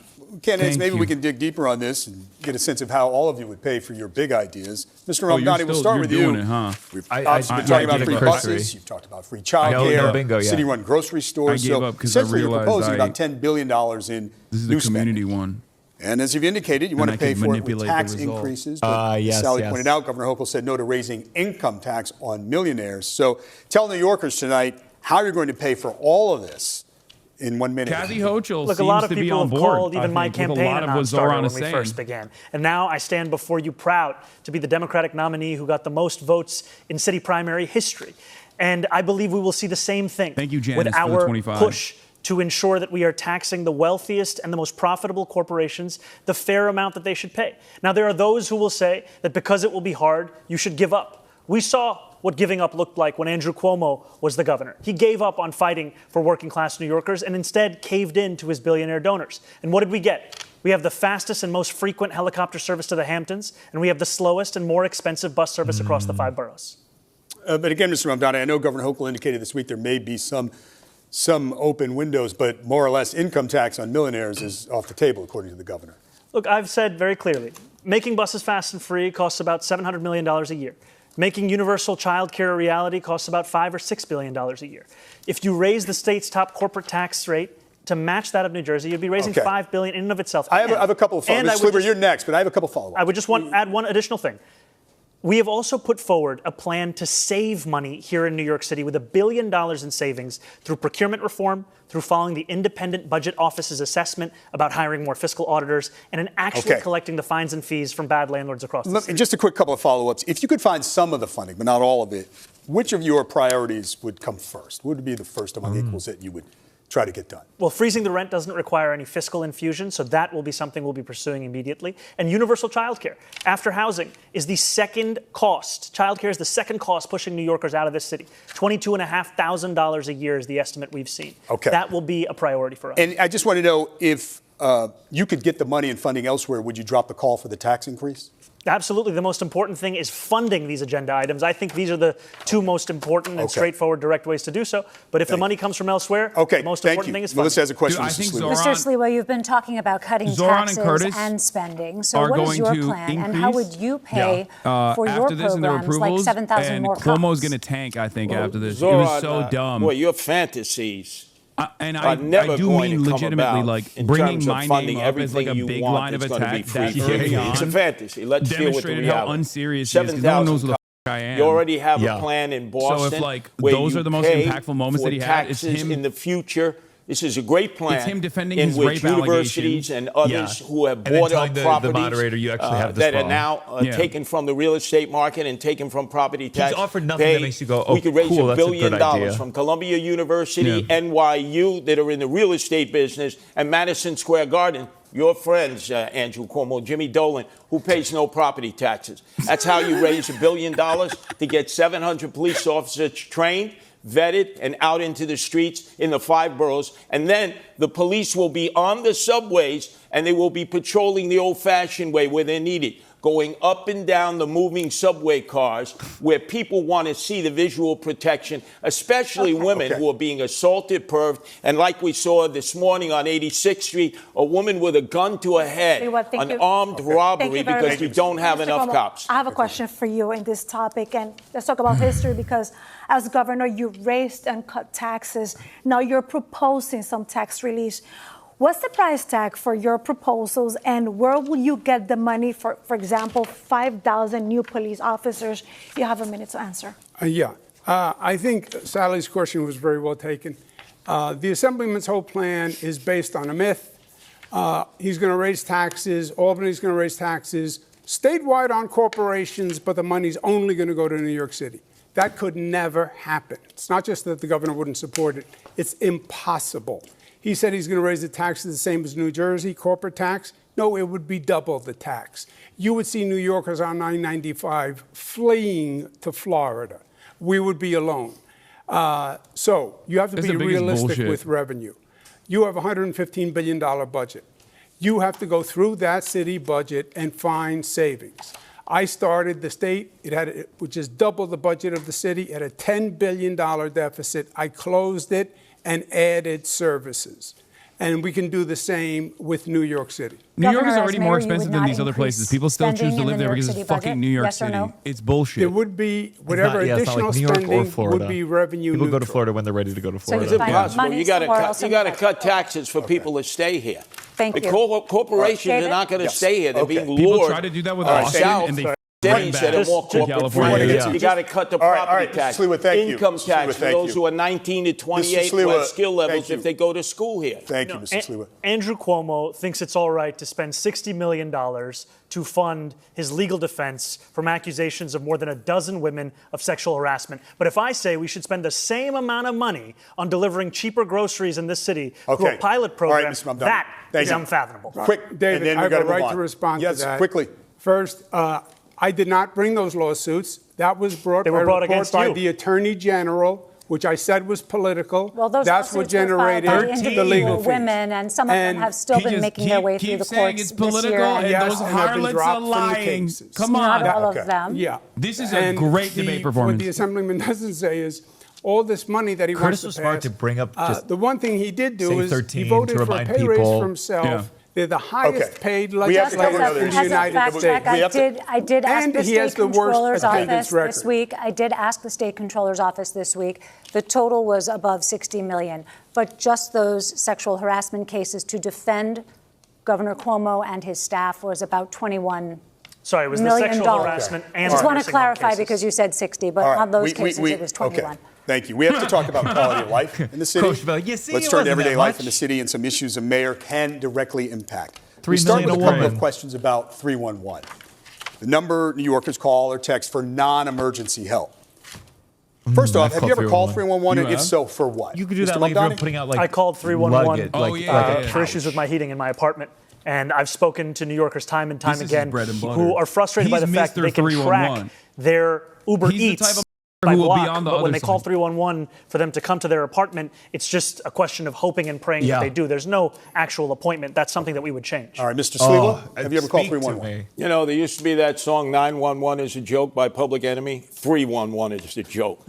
You can call it over and over and over again, and you never get a response. Have you? The analytics are when the operators talk to you, as I talk to them. Have you called? Yes, I've called them many times and gotten no response. I have 65 citizens in my I talk to apartment. in subways He's and definitely calling them streets for things they never do get not good cover. responses Sliwa, from for a short 311. answer. Mr. Cuomo? I've heard a lot of complaints about 311, so I actually made a call to 311 myself to see if the complaints were That's the bona only fide. time he's ever made it. And I was dropped twice. Then they were going to send someone to help a homeless woman in distress, and no one showed up. You're all expressing frustration. Last year, 311 received 38 million contacts from New Yorkers, from calls to the website. Wanted to know if you had a sense across the 5 boroughs what the top 2 categories of complaints were. What do you think they were, Mr. Sliwa? Potholes, constantly potholes. People's undercarriages ripped out, ball bearings, alignments. Second one, top 2? Rats. Picking up. Rats. Okay. The city is flooded with rats. Mr. Cuomo, what do you think the top 2 Shouts out Eric Adams. Homeless and trash rats. All right, Mr. Mamdani? There was housing and noise. Okay, so the answer is noise and illegal parking. And we're going to stick with quality of life. Rosarina? Wow. That's right. And let's talk about noise candidates because Ding, they ding, fall ding. into Rats these is 2 crazy. categories. That's First of all, call it's the 311 if I residential saw a one. rat. That's the neighbors and the loud music. And the second one is a the picture street of you. or sidewalk, everything with the loud Meme. construction and workers outside. Before you started So, working out? Mr. Cuomo, head's tiny. as mayor, what That's can what you they do say. to help the city that never sleeps get a little bit of rest, Mr. Cuomo? Yeah, look, I think if the 311 this? system worked What is well, this line of if questioning? there was actually contact As a New with Yorker, I'm people, like, I think oh, New tell me Yorkers what we're doing to would fix get it. this. I think New Yorkers would Do we have be to be responsive. whimsical? I think we have with to the change question? the ethos in this city, the ethic in this city. Right now, it's toxic, it's divisive. How do you see New York as the Big everyone's Apple? angry at everyone. I think when we have public safety that's functional again, and New Yorkers are part of that system, I think they would be more cooperative than you think. Thank you very much. There's no proposal in there. Mr. Sliwa, how would you quiet a little bit the city that never sleeps?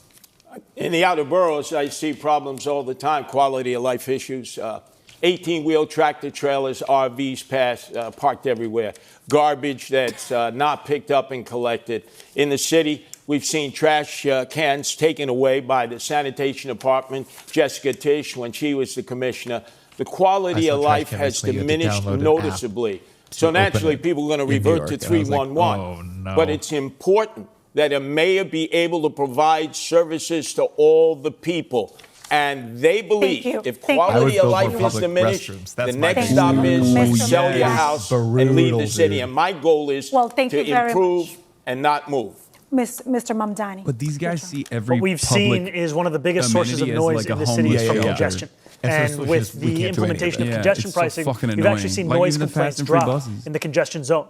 And so I would continue to find ways to ensure that we have reduced congestion across the city. And one of the ways is by making the slowest buses in America ones that are fast and free, so that New Yorkers can not only live a life of excellent quality of life, but also be able to get around this city without having to worry if they have $2.90 or soon to be $3 in their pocket, which is already out of reach for 1 in 5 New Yorkers. We have here the author of congestion pricing, and we have the apprentice of congestion pricing. We might I'm the only candidate who's opposed to congestion pricing. It has led to storefronts closing because they don't have enough owning food. that? Move on, otherwise we might have to place a call to 311 without candidates going over there a lot of time. Okay, so we're going to move on to Don't worry. We're going to move on to illegal parking plaques in many neighborhoods. Recently, Councilmember Lincoln Ressler released a study that found 450 vehicles parked illegally during the day in downtown Brooklyn, many with fake or government placards. That's just one snapshot of the city, but you hear similar complaints everywhere. So how would you fix this specific situation? You'll have 30 seconds, Mr. Sliwa. This is a day-to-day Well, for New obviously, Yorkers. placards have been abused consistently. You have people who've created fake placards. Not only that, you have people with fake license plates, paper plates. There's all violations against the Department of Transportation rules and regulations of where you can park a vehicle. There's just no enforcement. And that's because we don't have police. We have these e-bikes going up and down. We have the motorbikes. They're not following rules and regulations. They should be licensed. They should have a way of being identified. This way, enforcement can take place because people are terrified walking out into the streets. Mr. Mamdani, your plan for illegal parking? We have to showcase that accountability is true, whether for New Yorkers who are just living in this city or those who are working for this city. And the violation of traffic laws are violations no matter who is doing it, and to show that that accountability is something my city government's actually going to pursue. Okay. Mr. Cuomo.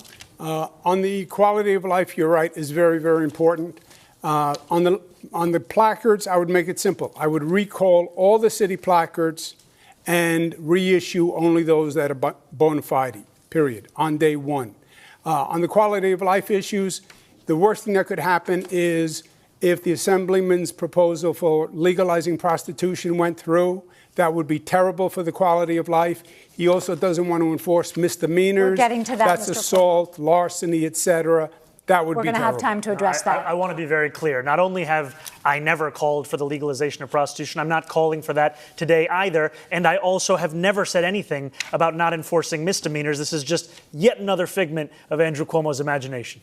The DSA, which you give your part of your salary to, that's their position, abolish jails, no new carceral facilities, don't enforce misdemeanors. And you're on the bill in Albany as a sponsor to decriminalize prostitution. The difference between myself and Andrew Cuomo, of which there are many, is that there is no one that is actually telling me what to do other than the 8.5 million people who call this city home. If you want my policies, you'll find them on my website. Who told you to legalize prostitution? We actually have a question. Andrew, you can't escape this. You signed the law doing away with loitering for prostitution. That was the law put forward by Jessica Ramos. Gentlemen, you started the prostitution in East Elmhurst, Mr. Jackson Heights, and Flushing. Mr. Sliwa, and you want to add to it, which diminishes the quality of life. Mr. Sliwa, when I talk over you, nobody's hearing you, and we actually have a question on that. So we'll let Rosarina ask. And for this question, candidates, we want to come to Queens, where we know that prostitution has been an ongoing complaint. Mayor Adams formed a task force and ordered sweeps by the NYPD. But the situation continues, especially around the very popular Roosevelt Avenue. As mayor, Mr. Mamdani, how would you handle this situation? You have 30 seconds. I want to first be clear that I am not, and nor have I ever called for the legalization of prostitution. And if you are happy with what's happening on Roosevelt Avenue, then you should vote for Andrew Cuomo, because his policy is to continue the exact same ones we've seen under Eric Adams. My policy is to actually take on sex trafficking, to have a zero tolerance for violence against women, and to follow the advice of district attorneys that we have here in New York City. And you know, the current Andrew Manhattan Cuomo DA, the former Manhattan DA, the current Brooklyn DA, the former Manhattan DA having said that prosecuting women for prostitution is something that actually leads to less safety. And what we need to do is provide an economy Mr. Mamdani, of opportunity. Just a quick clarification. So no legalization, how about decriminalization? I do not think that we should be prosecuting women who are struggling, who are currently being thrown in jail, and then being offered job opportunities. I think we should be actually providing those kinds of opportunities at the first point of interaction. Smart Mr. way Cuomo. to bring up decriminalization. Look, Bill he has de a very Blasio, good way of the Assemblyman liberalizing is a these positions. BDB, okay? He's Bill de Blasio like. He really presents like the opposite does He proposed legalizing prostitution. He didn't get it, and he just told the cops, don't arrest any more prostitutes. There is a bill in Albany that he signed that says the prostitution, that a woman who is a prostitute, that would be decriminalized. That is what the bill says. And that's what he said, if you listen very carefully. That would take Roosevelt Avenue and explode it, because it would make it legal for prostitutes. But real quick, how would you handle this situation? You have to enforce the law. It's illegal. I went to Roosevelt Avenue. I talked to the store owners. I talked to the neighbors. I walked down Roosevelt Avenue with prostitutes there at 9 o'clock in the morning. Your turn, Mr. Sliwa. I've dealt with this back in the 80s and 90s in Hell's Kitchen in Chelsea, when they were overrun with open-air prostitution and Times Square. Literally you don't go after the Andrew women. Cuomo. Yeah. Women are the victims here. You lock up the Johns, you shame the Johns. You let everybody know about the Johns. Even the madams and the pimps need to be approach. prosecuted to the full extent of the law. And these absentee landlords who knowingly rent their rooms, only acceptable their Republican in out America, for use I of swear to prostitution. God. The Department of Building should come in, padlock the building, seize the building. Because many of these landlords live in Delray, Florida. They did back in the 80s and 90s when we did it in Chelsea and Times Square and Hell's Kitchen. And they're doing it again, and Thank you, there's Mr. no Sliwa. enforcement. That's why the prostitution We're going to go to flourishes in those Sally now. neighborhoods. Thank you, David. We're going to talk a bit about experience and beliefs. We've covered a lot of ground tonight, but we want to probe a bit deeper into each of your mindsets and how you'll approach governing as mayor. Mr. Cuomo, you have touted your experience on the campaign trail time and again, But you pretty squarely lost the Democratic primary to Mr. Mamdani, forcing you, a lifelong Democrat, to run as an independent. That's your guy. When you announced that decision, you said, quote, "When you get knocked down, learn the lesson and pick Curtis yourself is the one back who go, up." who the What is lesson Hasan did you Piker? learn, and what do you feel it said about you, something you did wrong, something that you need to change about yourself? Yeah, I think in the primary campaign, I did not do enough on social media, which is a very effective medium now. This is always the mistake. They always think it's social media. This is so stupid. During the campaign. I mean, let him fail. And that is changed. People need to see more of you on social media. That's also, why. That's what'll do my activity. Yeah, let's pull up some of those banger tweets you got going on. My agenda is exactly the same. I am the Democrat, although I'm not on the Democratic line. He is a Democratic socialist, called Barack Obama evil and a liar. Didn't vote for Kamala Harris. He is on the line. Fight and deliver is, I will fight for people, I will fight the bureaucracy, and I will deliver results. New Yorkers need the mayor to get something done. This is all words and theories. I am a manager who can actually This is a question about self-reflection. Is the thing you're reflecting on the most that you need to be on social media more? Is there any other deeper lesson? Between the two campaigns, social media, more accessibility. Okay. I just have to say, it's been an hour and 20 minutes of this debate, and we haven't heard Governor Cuomo say the word affordability. That's why he lost the primary. That's why he'll lose the general election. And you can lie all you want, but the truth is, I voted for Kamala Harris. I'm the only candidate on this stage to have the endorsement of Kamala Harris, and I'm not the one who's funded by Bill Ackman, who called Kamala Harris unqualified to be the vice president of this country. Okay, may I respond? Yes, brief response, please. There are a lot of New Yorkers who support me. I don't think New Yorkers care about Kamala Harris. And there are a lot of Jewish New Yorkers who support me. Yeah, I think New Yorkers are done with Kamala Harris. Because they think you're anti-Semitic. So it's not about Trump or Republican. Wasn't that one? It's about you. Do you think he's anti-Semitic, Mr. Cuomo?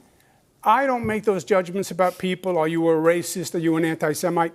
I know there are many Jewish people who believe he's anti-Semitic. Okay, but I believe not condemning the globalized Intifada, what he has said about Hamas. But Mr. I can Cuomo, see where they are inflamed. I'm sorry, I don't mean to interrupt. I covered your speech in an Upper West Side synagogue where you said anti-Zionism is anti-Semitism. There is no difference. And you were talking about Mr. Mamdani. Is that not an allegation? No, I make that statement all the time. I wasn't referring to Mamdani. Okay, all right. Mr. Mamdani, a brief response, and then we have to move on. I have denounced Hamas again and again, and it will never be enough for Andrew Cuomo, because what he is willing to say, even though not on this stage, is to call me, the first Muslim on the precipice of leading this city, a terrorist sympathizer, is to send mailers that artificially lengthen my beard, is to say to New Yorkers that they should be fearful. Okay, Mr. What I will do is deliver Melissa has a specific question for you.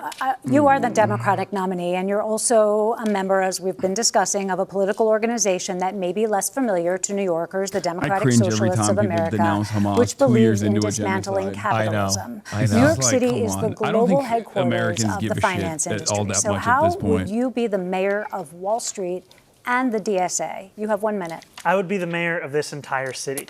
And that means ensuring that the wealth that we generate in this city is also wealth that every single New Yorker can actually feel in their pockets. Because what we have today is a system that has generated the most wealth in the wealthiest country in the history of the world, where 1 in 4 of our neighbors are living in poverty. That's unacceptable. We can't look at 500,000 kids hungry every single night as just the cost of doing business in this city. That's something we have to actually change. And I'm going to do that by fighting for my neighbors in Queens that I've come to know, who are not only the ones who own teapots and toy stores, who own diners and dry cleaners, but also the ones who work there. Because right now, all of them are being pushed out of this city by corporate greed, by private equity, and by a politics that refuses to fight for them. I will finally deliver that politics. Just a quick follow-up, Mr. Mamdani.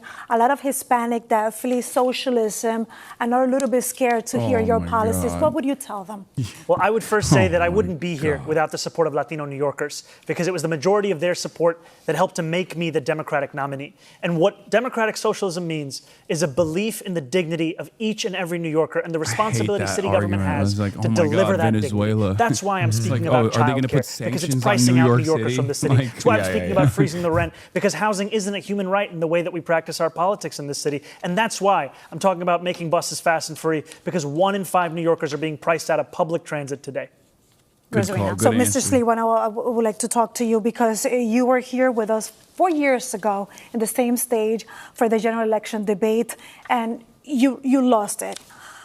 Why do you believe New York is ready to elect a Republican this time around? First off, did I not warn you 4 years ago that Eric Adams would be corrupt and we would have chaos? Did I not? Of course I did. And I get praised for that. Now I'm trying to get people to vote for me, not just on the Republican line, but also my wife, Nancy, who was the best thing that's ever happened to me, created the first ever independent Protect Animals line, which calls for no-kill shelters and putting animal abusers in jail. But the other thing that differentiates me from both of my adversaries is that I am opposed to the city of yes, which will destroy the residential neighborhoods.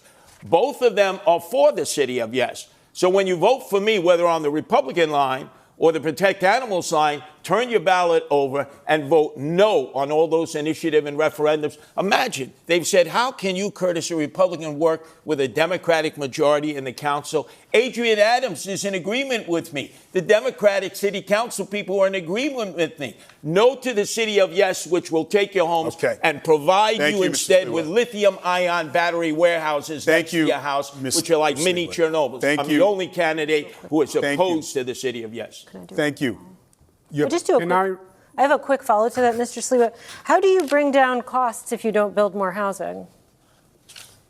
Oh, it's very simple to build housing. You just look in New York City. We have so many dense areas where you no longer can use the commercial space. They used to be office space. And you just convert it into residential housing. You don't need to go into the outer boroughs. You don't need to use wetlands or parklands, which they seek to do. If you build a new building, it takes 5 years. If you convert an All right, Mr. Sliwa, thank you. We want to change the pace it can a be little done bit. in a year. I want to change the pace and just get a sense of what you think about political leadership. We're curious about who you admire. Who is the best modern-day U.S. president? Mr. Cuomo? Modern day? Well, I'm partial. I was Bill Clinton's Housing and Urban Development Secretary. We built affordable housing all across the United States. So Bill Clinton? Empowerment zones. I would say Bill Clinton. Okay. Mr. Mamdani? I would say FDR. Mr. Sliwa? He's modern day? Modern. Well, man, I'd say FDR also, if that's modern day. Mr. Sliwa? A man that ended up being loved by Democrats and Republicans alike, the greatest governor we've ever had in my lifetime, George Pataki. 3 terms, no chaos, no corruption. I was asking. And he actually beat President. the better Cuomo, your father. Mr. Sliwa, modern U.S. This president. governor and this Modern day U.S. Curtis. president. Who's the who you thought the best modern best president in our lifetime? Yeah. I would say the best president in our lifetime that I've experienced. I would go back to Ronald Reagan. Ronald Reagan. Okay. Yeah. How about the best New York City mayor, Mr. Sliwa? Classic take from him. He won't say fucking. Best New York City mayor, Mr. Rudy Giuliani, who endorsed me last week. Okay. And I'd have a little bit of Michael Bloomberg thrown in because he likes to delegate responsibility. America's I think the mayor. best New York City mayor of all time is Fiorello LaGuardia. Mr. Cuomo? It was Bill de Blasio last debate. No, I've always said Fiorello is the best mayor of all time. Who's yours, Mr. Cuomo? Is it of all time or modern time? Best New York City mayor in Europe. Of all time, it is Fiorello LaGuardia. We agree. Who's closer to LaGuardia between you and fucking Zoran? I wonder. How about I wonder political who's closer leader, to LaGuardia? dead or alive, you most admire? Mr. Mamdani? I would say I admire Bernie Sanders. Mr. Cuomo? My father. Mr. Sliwa? Yeah. I said it already, George Pataki, who was loved by Democrats and Republicans and the greatest mayor in our lifetime. All right. The greatest governor in our I just lifetime. have one more before Sally starts to ask you about schools. A show of hands. Who supports Kathy Hochul for re-election? It's a decision that should be made after this general election. So no decision. Mr. Cuomo, Wow. you handpicked her as your lieutenant governor. No thought? You have to know who's running. Yeah. Okay, so And I would add that I do think that Kathy Hochul, our governor, has been doing a good job in not only Do you serving support her and for delivering, re-election? not only delivering for New Yorkers, but also standing up Do to you- Donald Trump. just what do you support her for re-election? Then endorse her. I'm focusing on November. Why don't you endorse And I her? appreciate her support, All right, and I thanks, appreciate her candidates. work. But you Thanks, don't endorse candidates. her. How about a shout out for All right, Lee we're gonna Stefanik to turn to- take out Kathy Hochul? No. So you have a Okay. Republican All right. Mayor Curtis, right. a Republican Governor Thank you, gentlemen. Stefanik, Thank you. like Giuliani You want to and talk about Pataki, who schools? saved this city. We want to and talk about state. schools. Sally? Okay. Thank you, David. Let's turn to education. There are a number of issues facing public schools. Curtis has too many opinions. One that's been controversial in the campaign is the Gifted and Talented program, which offers accelerated instruction to elementary school children. Mr. Mamdani, you have said that you want to phase out the Gifted and Talented program, while Mr. Cuomo and Mr. Sliwa want to expand it. Mr. Sliwa, we will start with you. What is your plan for the program? You have 1 minute. Gifted and talented. Yes, gifted and talented. I have 2 younger sons with Melinda Katz, the Queens DA. They both attempted to get into gifted and talented as 4-year-olds. They failed. It did not present a problem with their future education. We don't have enough slots. Right now, they're 1,900. We need to have at least 5,000 slots around the city. What they have not done at the Department of Education is make these tests available in Black and Hispanic communities. So, for instance, you have 77,000 children who are 4 years old. Only 10,000 have taken the test. Only 2,000 are accepted. Why not offer the test to all 77,000? And even if a gifted and talented class only has 3 or 4 in a minority school, give these children an opportunity to excel too. That would make it fair for everybody. Thank you. Mr. Cuomo, how does your plan differ from Mr. Sliwa's? You also have 1 minute. Oh, my God. I think it's more of us than Cuomo. I support mayoral control. I think it would be a terrible mistake to roll back mayoral control. That's probably been the most dramatic educational reform in 40 years. We go back to the old system that had local school boards, which were corrupt, patronage mills, etc. So who runs the system is number one. I would expand gifted and talented programs, accessibility. I'd offer preparatory courses to any student, parent that wanted to take them. I'd double the number of specialized high schools from 9 to 18. And I would keep the SAT as it is. Thank you. And Mr. Mamdani. Can I add one thing? There's been no discussion about vocational high schools, which save so many young men and women. We need to expand vocational training for those who are not going to achieve academic excellence. We're going to keep going here with Mr. Mamdani.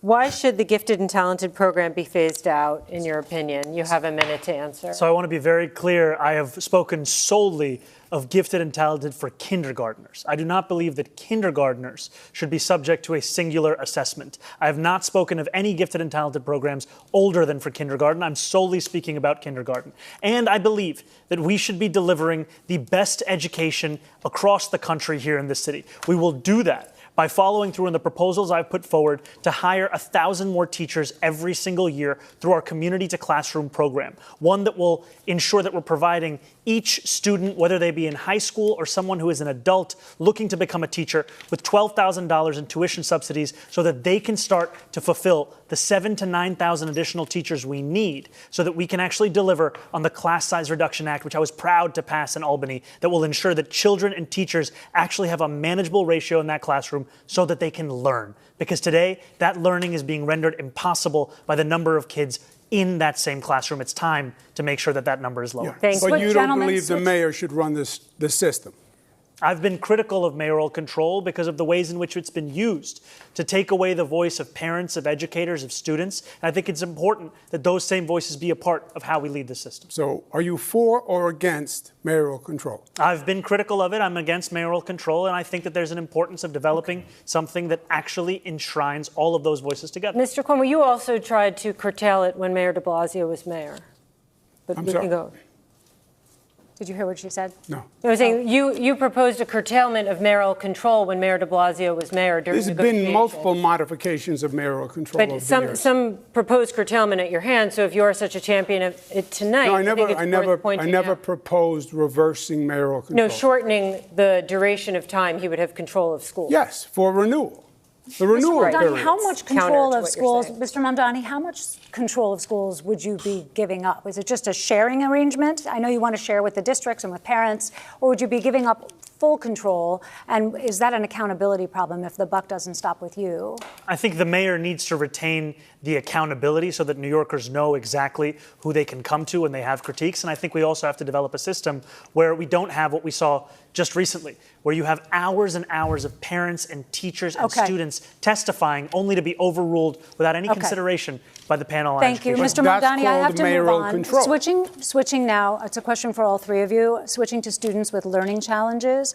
Parents of students with dyslexia, ADHD, and autism are very well aware the fact that the school system in New York City is not doing enough to meet their children's educational needs.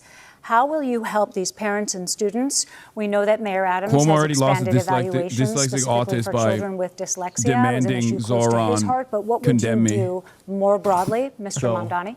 You know, I think some of the initiatives that Mayor Adams has launched, especially with this chancellor, have been showing positive signs, in here took especially for literacy and for preparedness, by the handful especially as when they were growing up. A national crisis on reading and mathematical comprehension. And I think those are programs that should be furthered, should be invested in, all while also ensuring that we're giving teachers greater flexibility in the curriculum that they're actually teaching. Because what I've heard from many of those teachers is that too often the curriculum that's being procured in the $10 billion a year in DOE contracts is one that has little relation to the classroom. Thank you, Mr. Mamdani. Mr. Sliwa, you have 30 seconds. Yes. We have $41,000 that we're spending on each student now. By fourth grade, 2/3 of these children cannot read, write, or do math at grade level. We should be ashamed of ourselves for that. 100,000 less students than we had last year. 1/3 are truants. We have 200 schools with 200 students or less, and Michael Mulgrew determines which schools stay open. Eric Adams is not exhibiting mayoral control. They should the bring mayor Eric should Adams up run for one question. the Board of Education, the old Board of Education that is now the Department of Education. The bureaucracy. You have 13 deputy chancellors. You have 50 department heads that suck up all the money, and teachers are still reaching into their pockets to pay for badly needed supplies for the children in the class. The money should be going to the teachers and the children and young adults, and it's not. Mr. Cuomo, what is your specific plan to deal with the challenges of students who have learning differences? We are losing young families. When the child becomes of school age, they leave the city, they go to the suburbs, they go to New Jersey. They're not going to sacrifice their child on what they think is a secondary education system. The core competency, reading and math, below 50% is a disgrace. The gifted and talented programs gives people hope. I do believe Mayor Adams has made progress on the evaluations and services for children who require special needs and assistance, but obviously we have to do more. So we have another question about improving schools. And in the last year, the schools enrolled more than 36,000 migrant students, many learning English for the first time. From class size to bilingual teachers, that puts a big strain in the system. Mr. Cuomo, what can you do to help migrant students, but also the staff? You have 30 seconds. Well, first, I think it was wrong of the state to put so many migrants in New York City. New York City had the overwhelming majority of migrants. But they're already here. Close to about 80%. The state should have put them all across the state, Nassau, Suffolk, upstate, so other governments could have also... Well, they were bused here from Texas, and we have a situation right now. But if they're bused from Texas, you could have brought some to Nassau, 20 miles, yeah, but they're here Westchester. right now, and we're asking about the current problem. Yes, well, that's how the problem was created. Okay, we understand. The state put them here. The state gave the city the bill. Answering regular questions. It has now increased the challenge in our education system. This is a normal question. The state is going to have to help financially. So you didn't answer the question, Mr. Mamdani. It's even the modern president. You know, when I spoke about our community to classroom program, the importance of it is not just bringing in 1,000 more teachers every year. It's also that we would bring in a number of more bilingual educators. Because what we've heard from a number of adults who have taught in other countries, now live in New York City, is the process by which they get their certification approved to teach here is one that is onerous and one that is actually pricing many of them out. That's why this is a program that will directly address that, to increase that bilingual capacity in our school system so that we can teach every single child, no matter when they got here, the public education Mr. Mamdani, this certification has been offered and it hasn't been successful. So how can you make more teachers to be like they want to do this? Part of what I've heard is that the tuition costs as part of the same certification exams are onerous for many of these adults looking to switch careers. That's why this program is built upon providing $12,000 in tuition assistance that would lead to 1,000 more teachers every year. Crazy that he's so buttoned up on we have not so just many different migrant issues children, that pertain we have to the position. Children of the homeless, over 120,000. We haven't yet discussed charter schools, parochial schools that are closing. Normally, parochial schools would have been able to take some of these children. We need to expand the number of charter schools that are doing an amazing job, especially in the inner cities. And why not make that available to migrant children and to the homeless children who are coming from shelters all across the city who need the special teaching skills that have lifted children in the charter schools? We need to give choice because that's our most precious resource, our children. So allow me to now move on into the I agree on the charter schools. Thank you, Mr. Cuomo. So allow me now to enter into the sanctuary situation. And let's talk about also undocumented immigrants. 26 socially Federal Plaza conservative has become a flagship in federal immigration crackdown. We reported that asylum seekers are showing up for like those routine appointments, not facing any criminal challenges, and they end up being deported. So by the show of hands, we would like to know if you believe that any of you could do something to stop this. Okay. So, Mr. Cuomo, you have a minute to explain. The berets are red. It's true. The law is the law. And I would have an attorney assigned to every person who is undergoing any review by the federal government or any legal proceeding, and put the full weight of the city government behind it, and make sure they are legally protected. Mr. Stewart, what's your plan?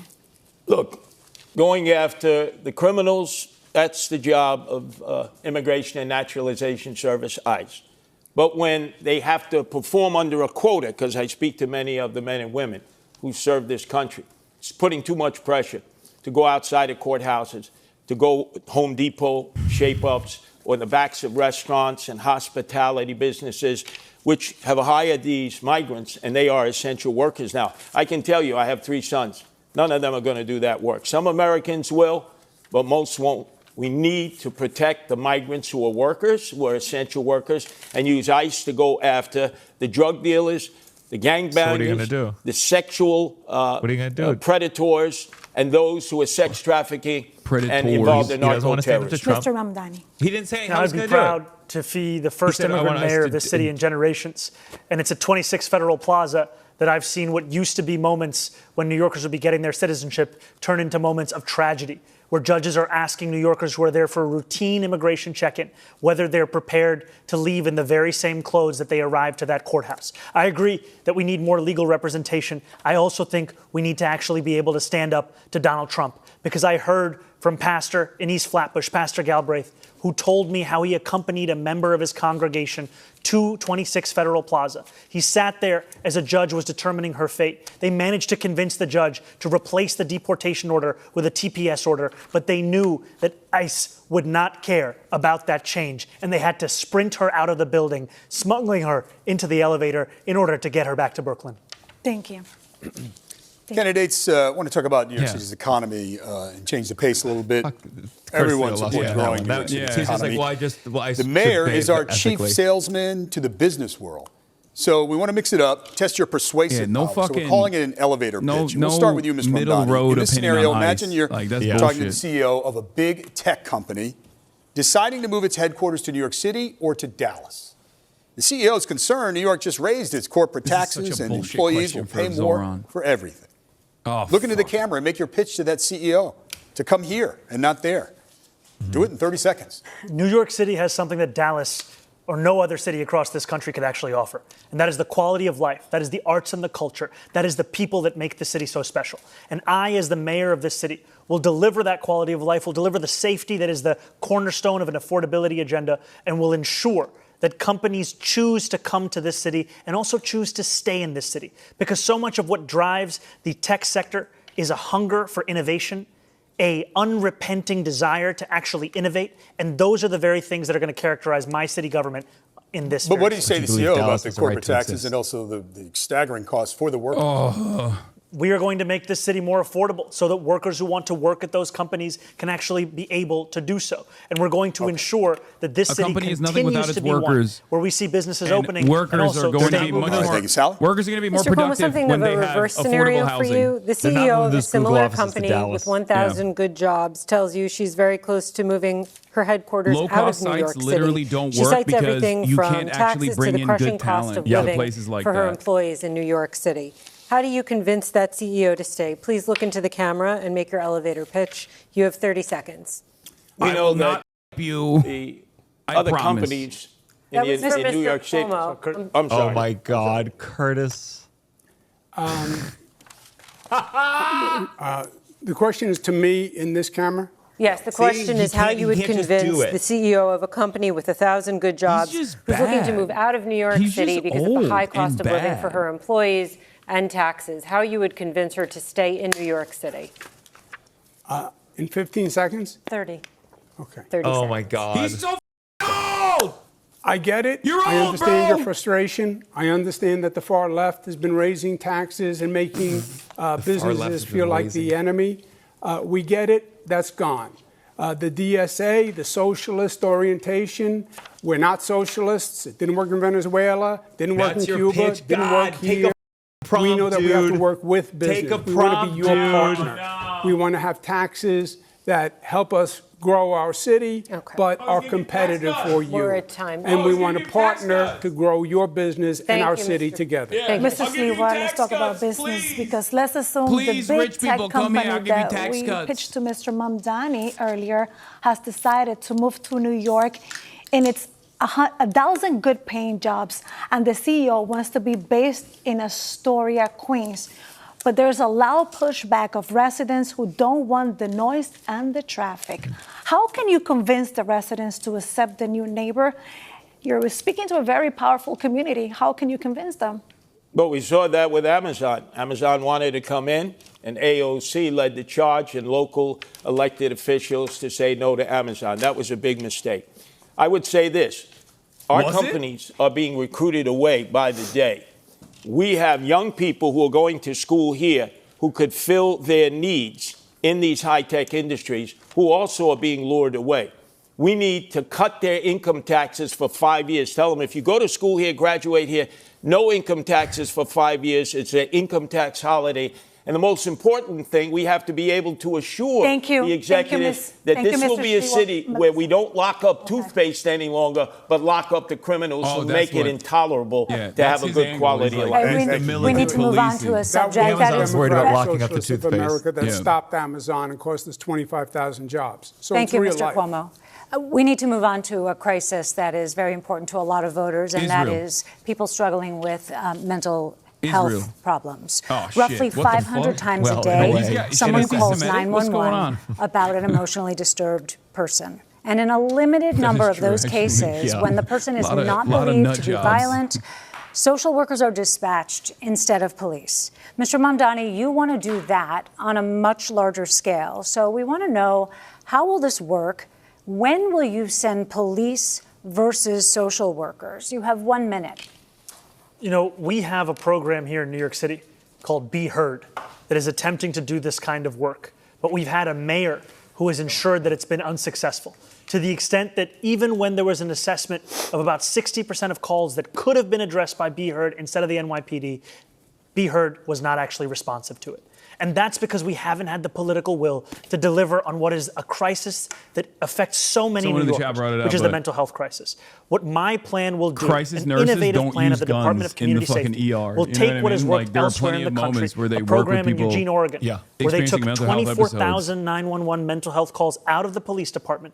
They were able to respond to all but 311 without police assistance. When there is a concern for safety or of violence, absolutely, you would have the police there. But what we are doing today is actually ensuring that every single call is going to the police and not allowing them to do the work that they signed up to do. How will you determine whether there is a concern for safety or violence? What is the line between the calls in which police will be dispatched and the calls to which social workers will be dispatched? The line is also going to be one focused on violence and the threat of violence. And I also trust the operators who will be receiving those calls to make that determination as they do every day today for so many emergency services. And just two really quick points, please. There has been a lot of discussion that you would send social workers to domestic violence calls, which police are concerned about. So you're saying no, okay. And then the other question is, how can you be sure that a situation that does not sound violent when someone calls 911 does not become violent in the moment? Oh my God, what if this hypothetical scenario, it's actually Andrew Cuomo, but now he's like follow the powers. Experts that have shown us this can work I hate these when you're fucking willing to hypotheticals. ensure that you're trusting the mental health experts who have been doing this work elsewhere in the country, where they call for the police when they need the police, but their initial impulse when there's no violence in that call is to actually address the mental health at the heart. What if they're lying? Mr. Sliwa, you have encountered plenty of these types of situations in your decades of work with the Guardian Angels. Why won't you shoot homeless people? Do you see this approach Answer the working? question. You're we not want a you to police say you want to officer, kill but homeless people. you've Please, helped out in Zoran. situations. Zoran. Boy, another fantasy that's not reality. Eugene, Oregon. Have you ever been to Eugene? I've been to Eugene. Come on, this is New York City. We have so many emotionally disturbed persons that are in need of help. Up here, man. I will tell you this. New York Andrew, is you literally closed the mental safer health than beds most that were other taking care fucking of them. cities in the goddamn country. I hate these I narratives. know, this is the guy, he's patrolling the streets looking for it. Which force these people to live in the streets, in the this parks, fucking and the argument. subways. Of course. These people need to You be haven't removed. been to Eugene, they they're need much mental kinder health care. there. We need to make Our our nutties are shelters extra safe. crazy. I've been in 1/3 of the 300 shelters run by the Department of Homeless Services. It's Darwinian there, survival of the fittest. If we can make our shelter system safe, we can get men and women who are homeless in there, especially veterans who we're not giving any attention to, who we put out in Ward's Island at 10 o'clock at night, released during the day, don't give any training, have them roam about, and obviously when you have nothing to do, you end up getting into trouble. Okay. This is a disastrous, homeless, and emotionally disturbed plan that we have in New York City. Because And I'm the normally mayor that people can don't change act it like because I deal their with them city every is day in the Gotham streets, City. in the parks, But and the he's subways. from New York, and he Mr. still Cuomo, acts do you like think it's that the Gotham NYPD City. handles 'cause he these thinks he's calls for Batman. emotionally disturbed people in distress well? Is there room for something in the middle? Yeah, Let me I at think, him. I'll touch all the of them. Assemblyman I'll deals sort in them out. theory.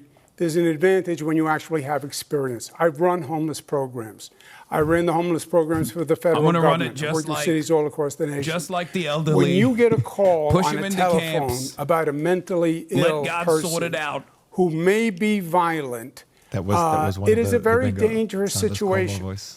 And I've I been think doing you it should have a nonstop. mental health worker Cuomo's racist. accompanied with Bingo. a police officer, because these can be explosive situations. I have been in situations They that can be. Anything seemed can be apparently anything. calm and fine, and then erupted into violence very quickly, and it got very dangerous very quickly. So I would have a Same social when the police worker get involved. with a police officer and get the people off the streets. That's the humane Yeah, thing, when and the get them cop the is there, care it's a they guarantee need. it's gonna escalate. Not the It's like, yeah, we're gonna not get all the crazy people off the streets, 40,000 and then it'll people be no again. longer be a We problem. have supportive housing now, which is what we use, and forensic beds for people who need them. Now, let me Mr. get this Cuomo- straight. A police officer is there first. He has to wait for the arrival of a mental health No, care I would worker. send them as a team. As a team. But that's not that's not realistic. You're dealing with fantasy Okay. also. All right. The police officers are only going to be the me. first I will one be on the there scene, personally. and they're Thank you, always Mr. going to have Stewart. to deal with it first and foremost. I'm Mr. going to Cuomo be the says guy that who he has beats the shit experience out of the running homeless person programs. before the What he has cops get experience there. doing is cutting funding for the very programs that prevented homelessness here in New York City. As the governor, he cut funding for the Advantage program, which was putting New Yorkers who had otherwise been in shelters, otherwise been homeless, into Okay, Mr. apartments. Mamdani, I thank met you. one Mr. of those Cuomo, New okay, Yorkers. Mr. Cuomo, and she brief told me response, how that please. pushed her out on the Thank you, street. Mr. Mamdani. Brief response, Mr. He's Cuomo. talking about a program 14 years ago that was a pilot program that had a work requirement. It was very controversial. It was $65 million. You're talking about Advantage, just so we know The what you're Advantage talking program. about? Okay. It was 14 years ago, $65 million. I added billions to the homeless budget. Funded the homeless budget larger than any governor in history. Okay. He okay, cut thank that you. We want to talk program. about. He all right. cut that Mr. program. Mamdani, we have Homelessness aired this- skyrocketed Mr. after doing Mamdani, It did we have not. aired It this was 14 years ago. All right. It was during the Bloomberg administration. And yes, okay. Okay. I want to ask you about climate change. As New York City confronts the impact of climate change, one issue already on the desk of the next mayor is Local Law 97. passed in 2019. The law requires large buildings to gradually reduce greenhouse gas emissions by 2030. A democratic socialist, that may require very expensive upgrades to buildings, which some landlords and co-op owners say they just simply can't afford. We're wondering how each of you would enforce the law. That's why it's 2v1. You have 30 seconds. Mr. Cuomo. Local Law 97, I support. Implementing the law is going to be the key because it has to be done in a way that isn't so disruptive to businesses and residences that they just give up and pay the fine and don't even try to comply, which is what is going to happen now. It will be cheaper for them to pay the fine than comply. And that obviously will accomplish nothing. So, yes, I support the law. Yes, we have to implement it, but we have to implement it in a way that is feasible. Right. Thank you, Mr. Cuomo. Mr. Sliwa? Local 97 will destroy those people who have invested in co-ops and condos. There's 100,000. It's forcing them to electrify. Now, you, Andrew Cuomo, took Indian Point offline, 25% of our electrical capacity with no replacement, which has caused skyrocketing electricity bills. And now we're going to force condo and co-op owners to electrify. Maintenance fees will go up 30%. These people will be leaving their condos and co-ops. They need relief. When I'm mayor, I slow that process down. We need our co-op owners and condo owners to stay here in New York City and not flee. Indian Point? Yeah. Indian Point was started before me. It was a very dangerous situation. We have nuclear facilities upstate, and my proposal and what I did is run cables from the nuclear facilities upstate to bring the power to downstate. Indian Point had 20 million people in the kill zone. Thank you, Mr. Cuomo. Mr. Mamdani, Local Law 97, how would you enforce the law as mayor?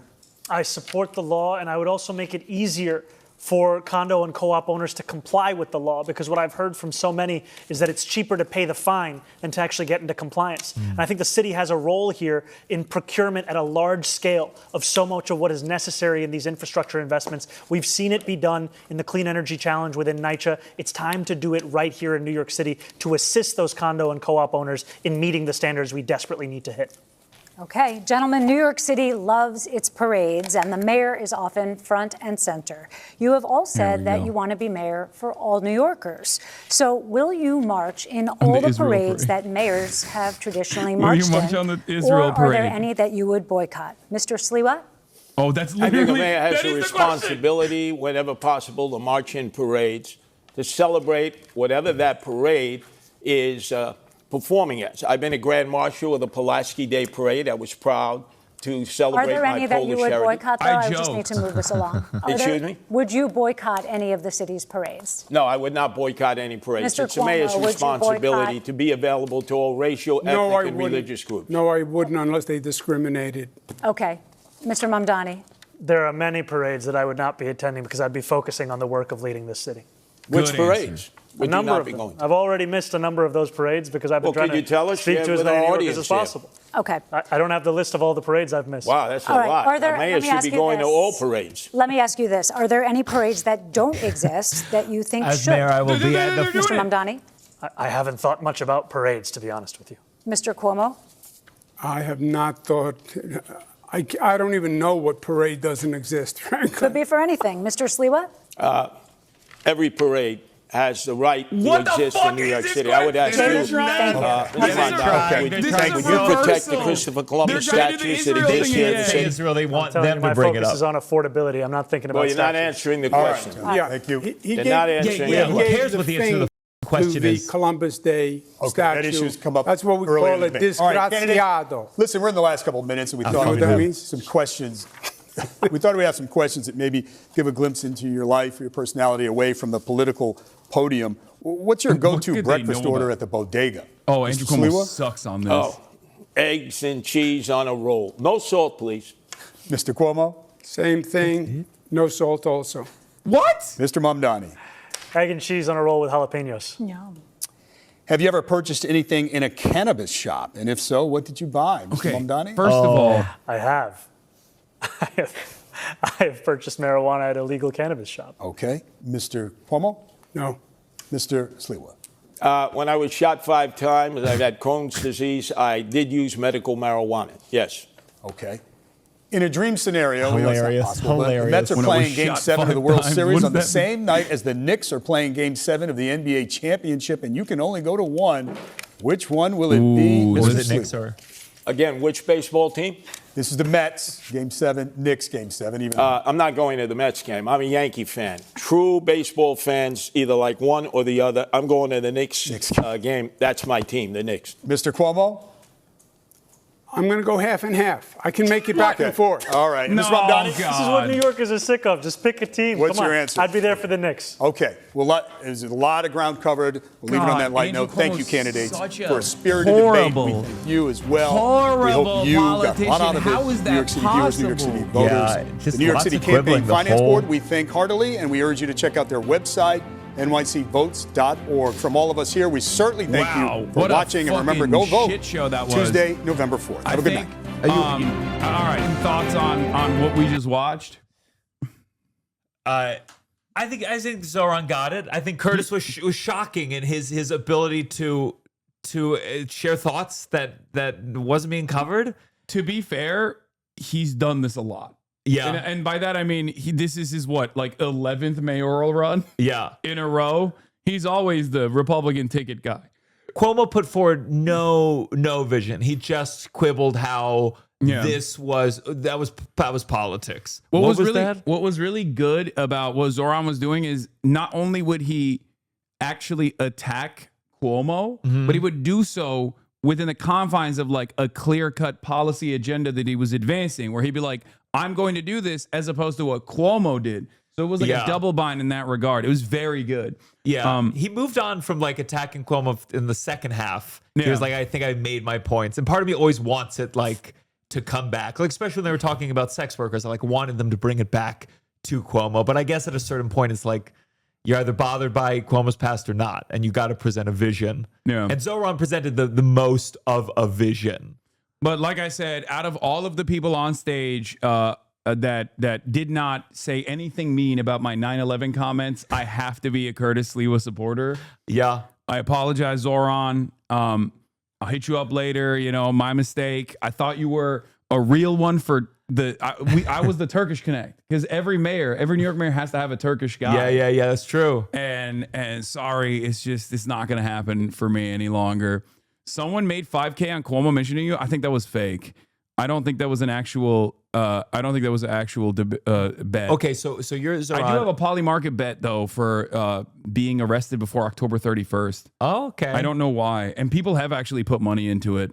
That's and I don't know bad system. That's not good. I don't know what they know that I don't know, that this is even a point of contention somehow. But have you come to terms with the fact that anyone who likes you, at some point, if they get confronted on a question on a political level, they have to say that was the shit thing for him to say?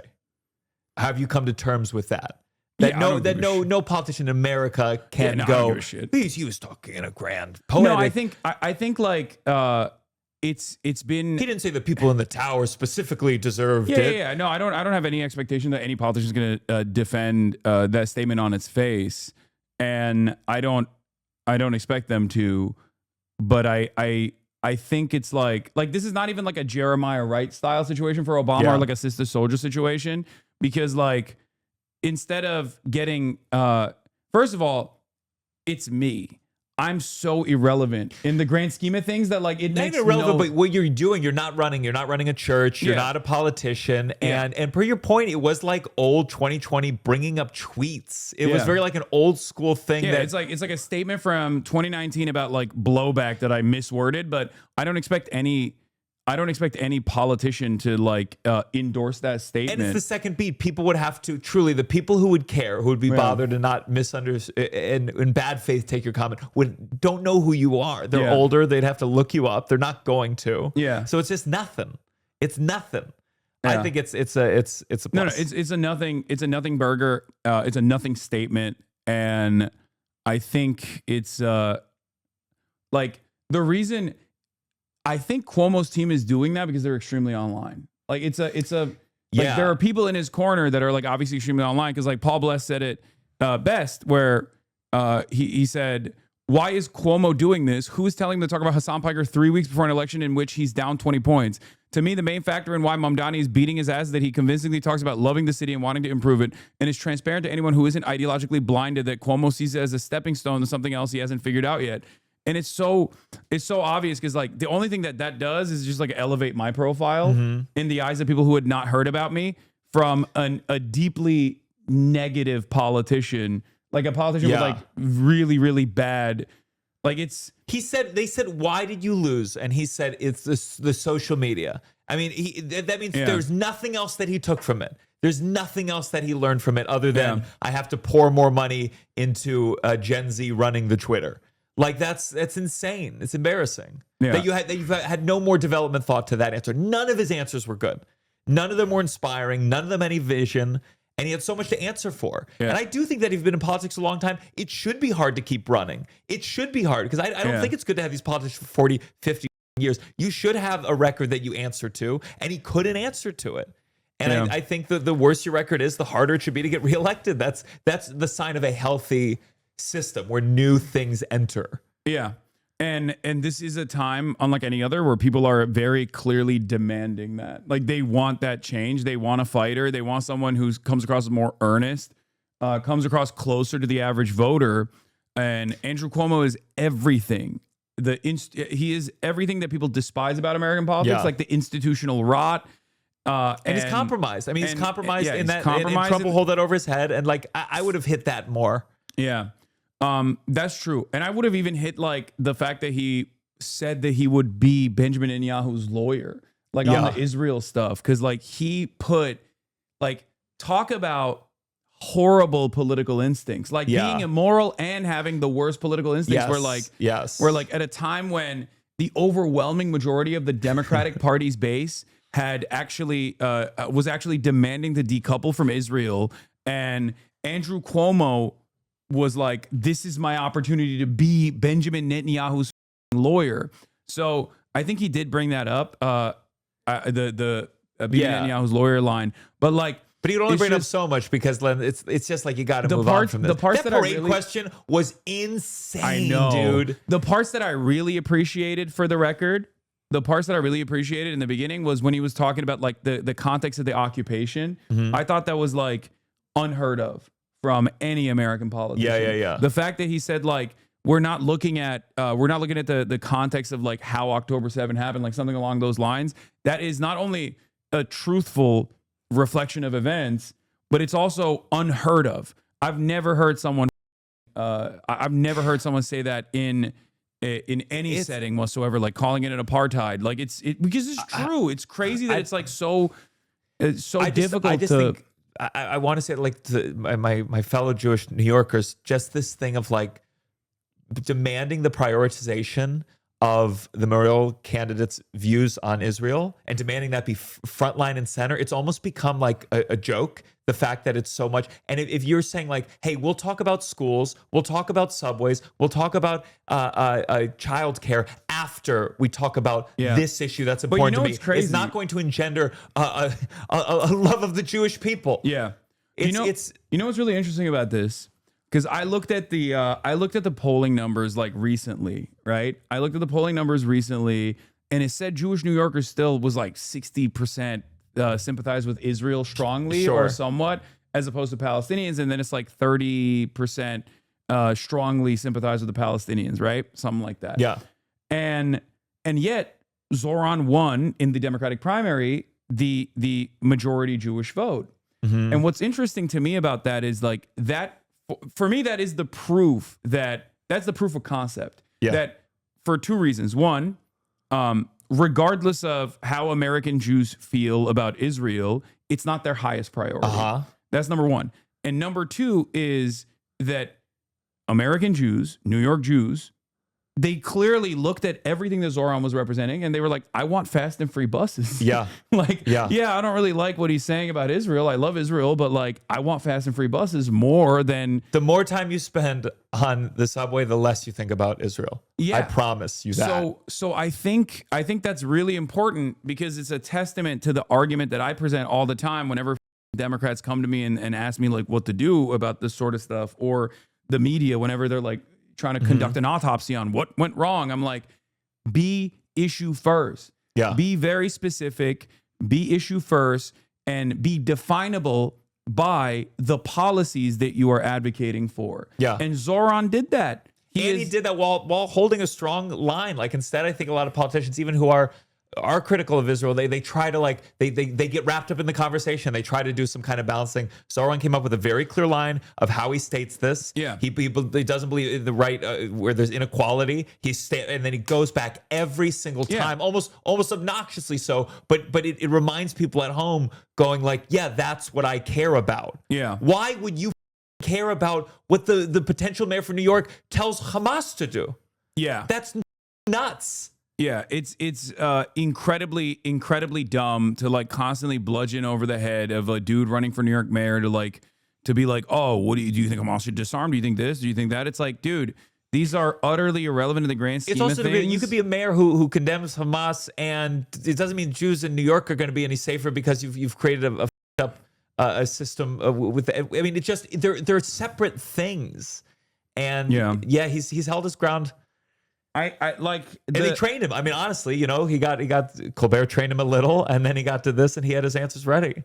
Yeah, I mean, it was and Cuomo presented nothing else. And I do think that, like I said before, he is very good at liberalizing otherwise like left flank talking points and left flank positions. Zoran is. He doesn't even like play into do you think Israel has a right to exist as a Jewish state, where he goes, Israel has a right to exist as a state for equal parties with equal representation for all people that live there. Because you can't disagree with that. You can't go, no. Liberals can't turn around and be like, how dare you say that? No, it has to be a Jewish ethno state. Then you come across like a asshole. Yeah. So I think he does a very good job of like repackaging that shit. And I do think that it's Cuomo over for sure after this. Like this. You feeling really confident? I am more worried about Curtis Lewa. Like, I get so scared to get confident about anything, but I do feel good. Yeah, no, it was a great showing for Zoran. I think he did a very good job of like showcasing his positions. I think he did a very good job of showcasing his positions. He did a very good job of what he's about, what he's advocating for. All the other stuff, I think, all the other attacks that he was going to endure, his associations with a dangerous criminal, HasanAbi Piker, or his statements about Israel and whatnot, I think he handled very well overall.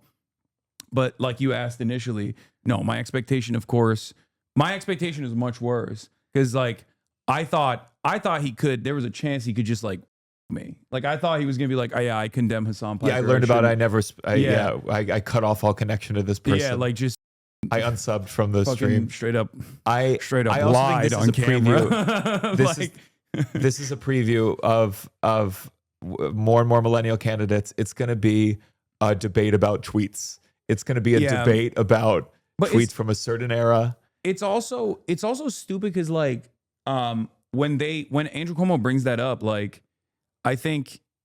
Even if other candidates bring that up in a similar vein, because like I work with a lot of candidates, and I promote a lot of candidates. Like I have a community full of people ready to go for door knocking and stuff like that, and they were all over the Zoran campaign as well. Yeah, and that negative association stuff is never going to work for someone like myself because I'm a polarizing figure for sure. Sure, but like.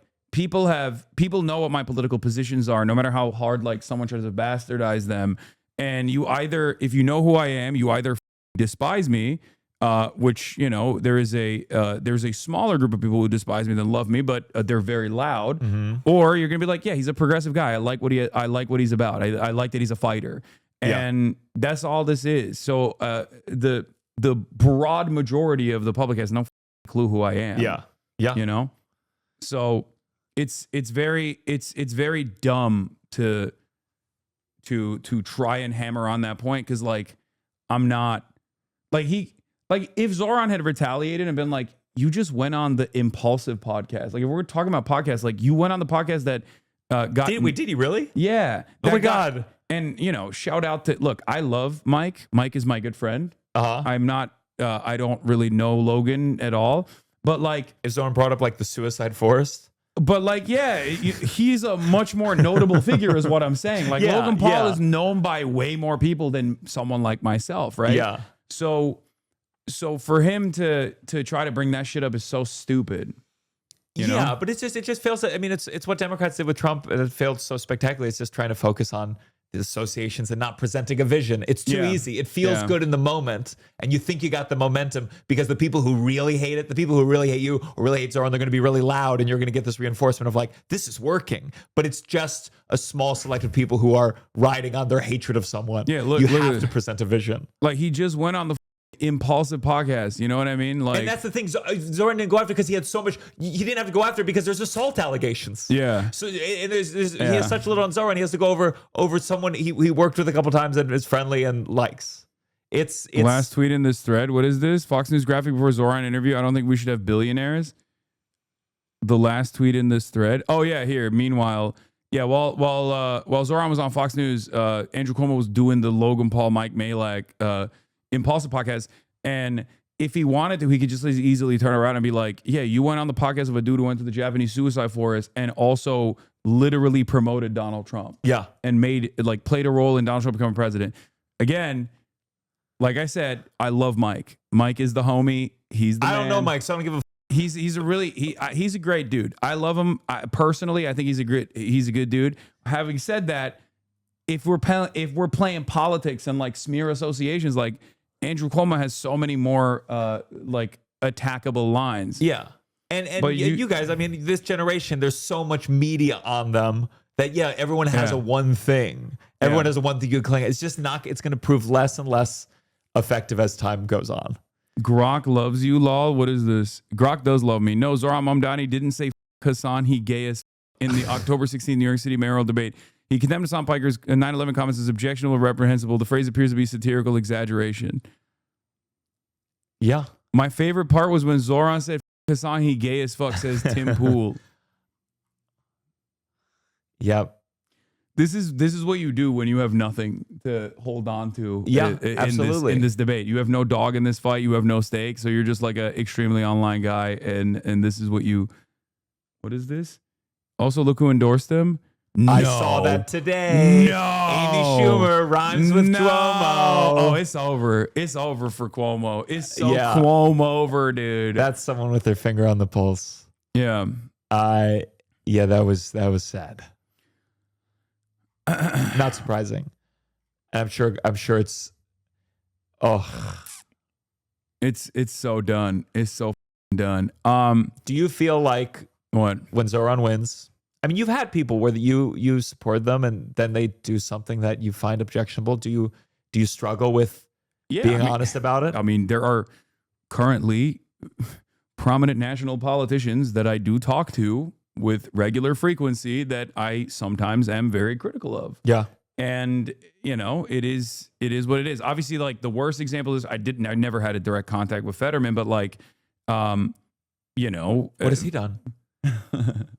Good one. But you supported him when he was like, I did. Yeah. I even that's like an easier one. I even overlooked like the Israel stuff that he was signaling even before, but I thought that was like a defensive posture so he doesn't get like ass blasted by the DMFI, Democratic Majority for Israel. But like as far as like AOC here, everyone is already saying it in the chat. Like AOC is a great example. Like sometimes AOC does stuff that I don't fully agree with. Yeah. There are very few politicians that I find myself completely in alignment.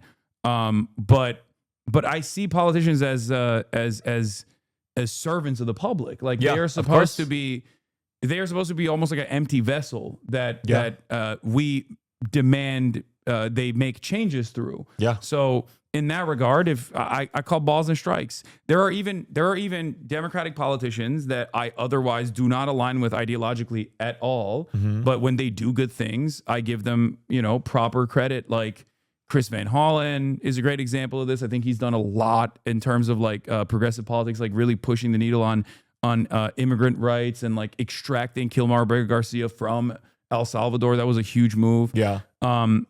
And ultimately, that's just the way I see it. So if Zoran up, like, of course I'll criticize him. I mean, I'll be like, you son of a bitch. I knew you were.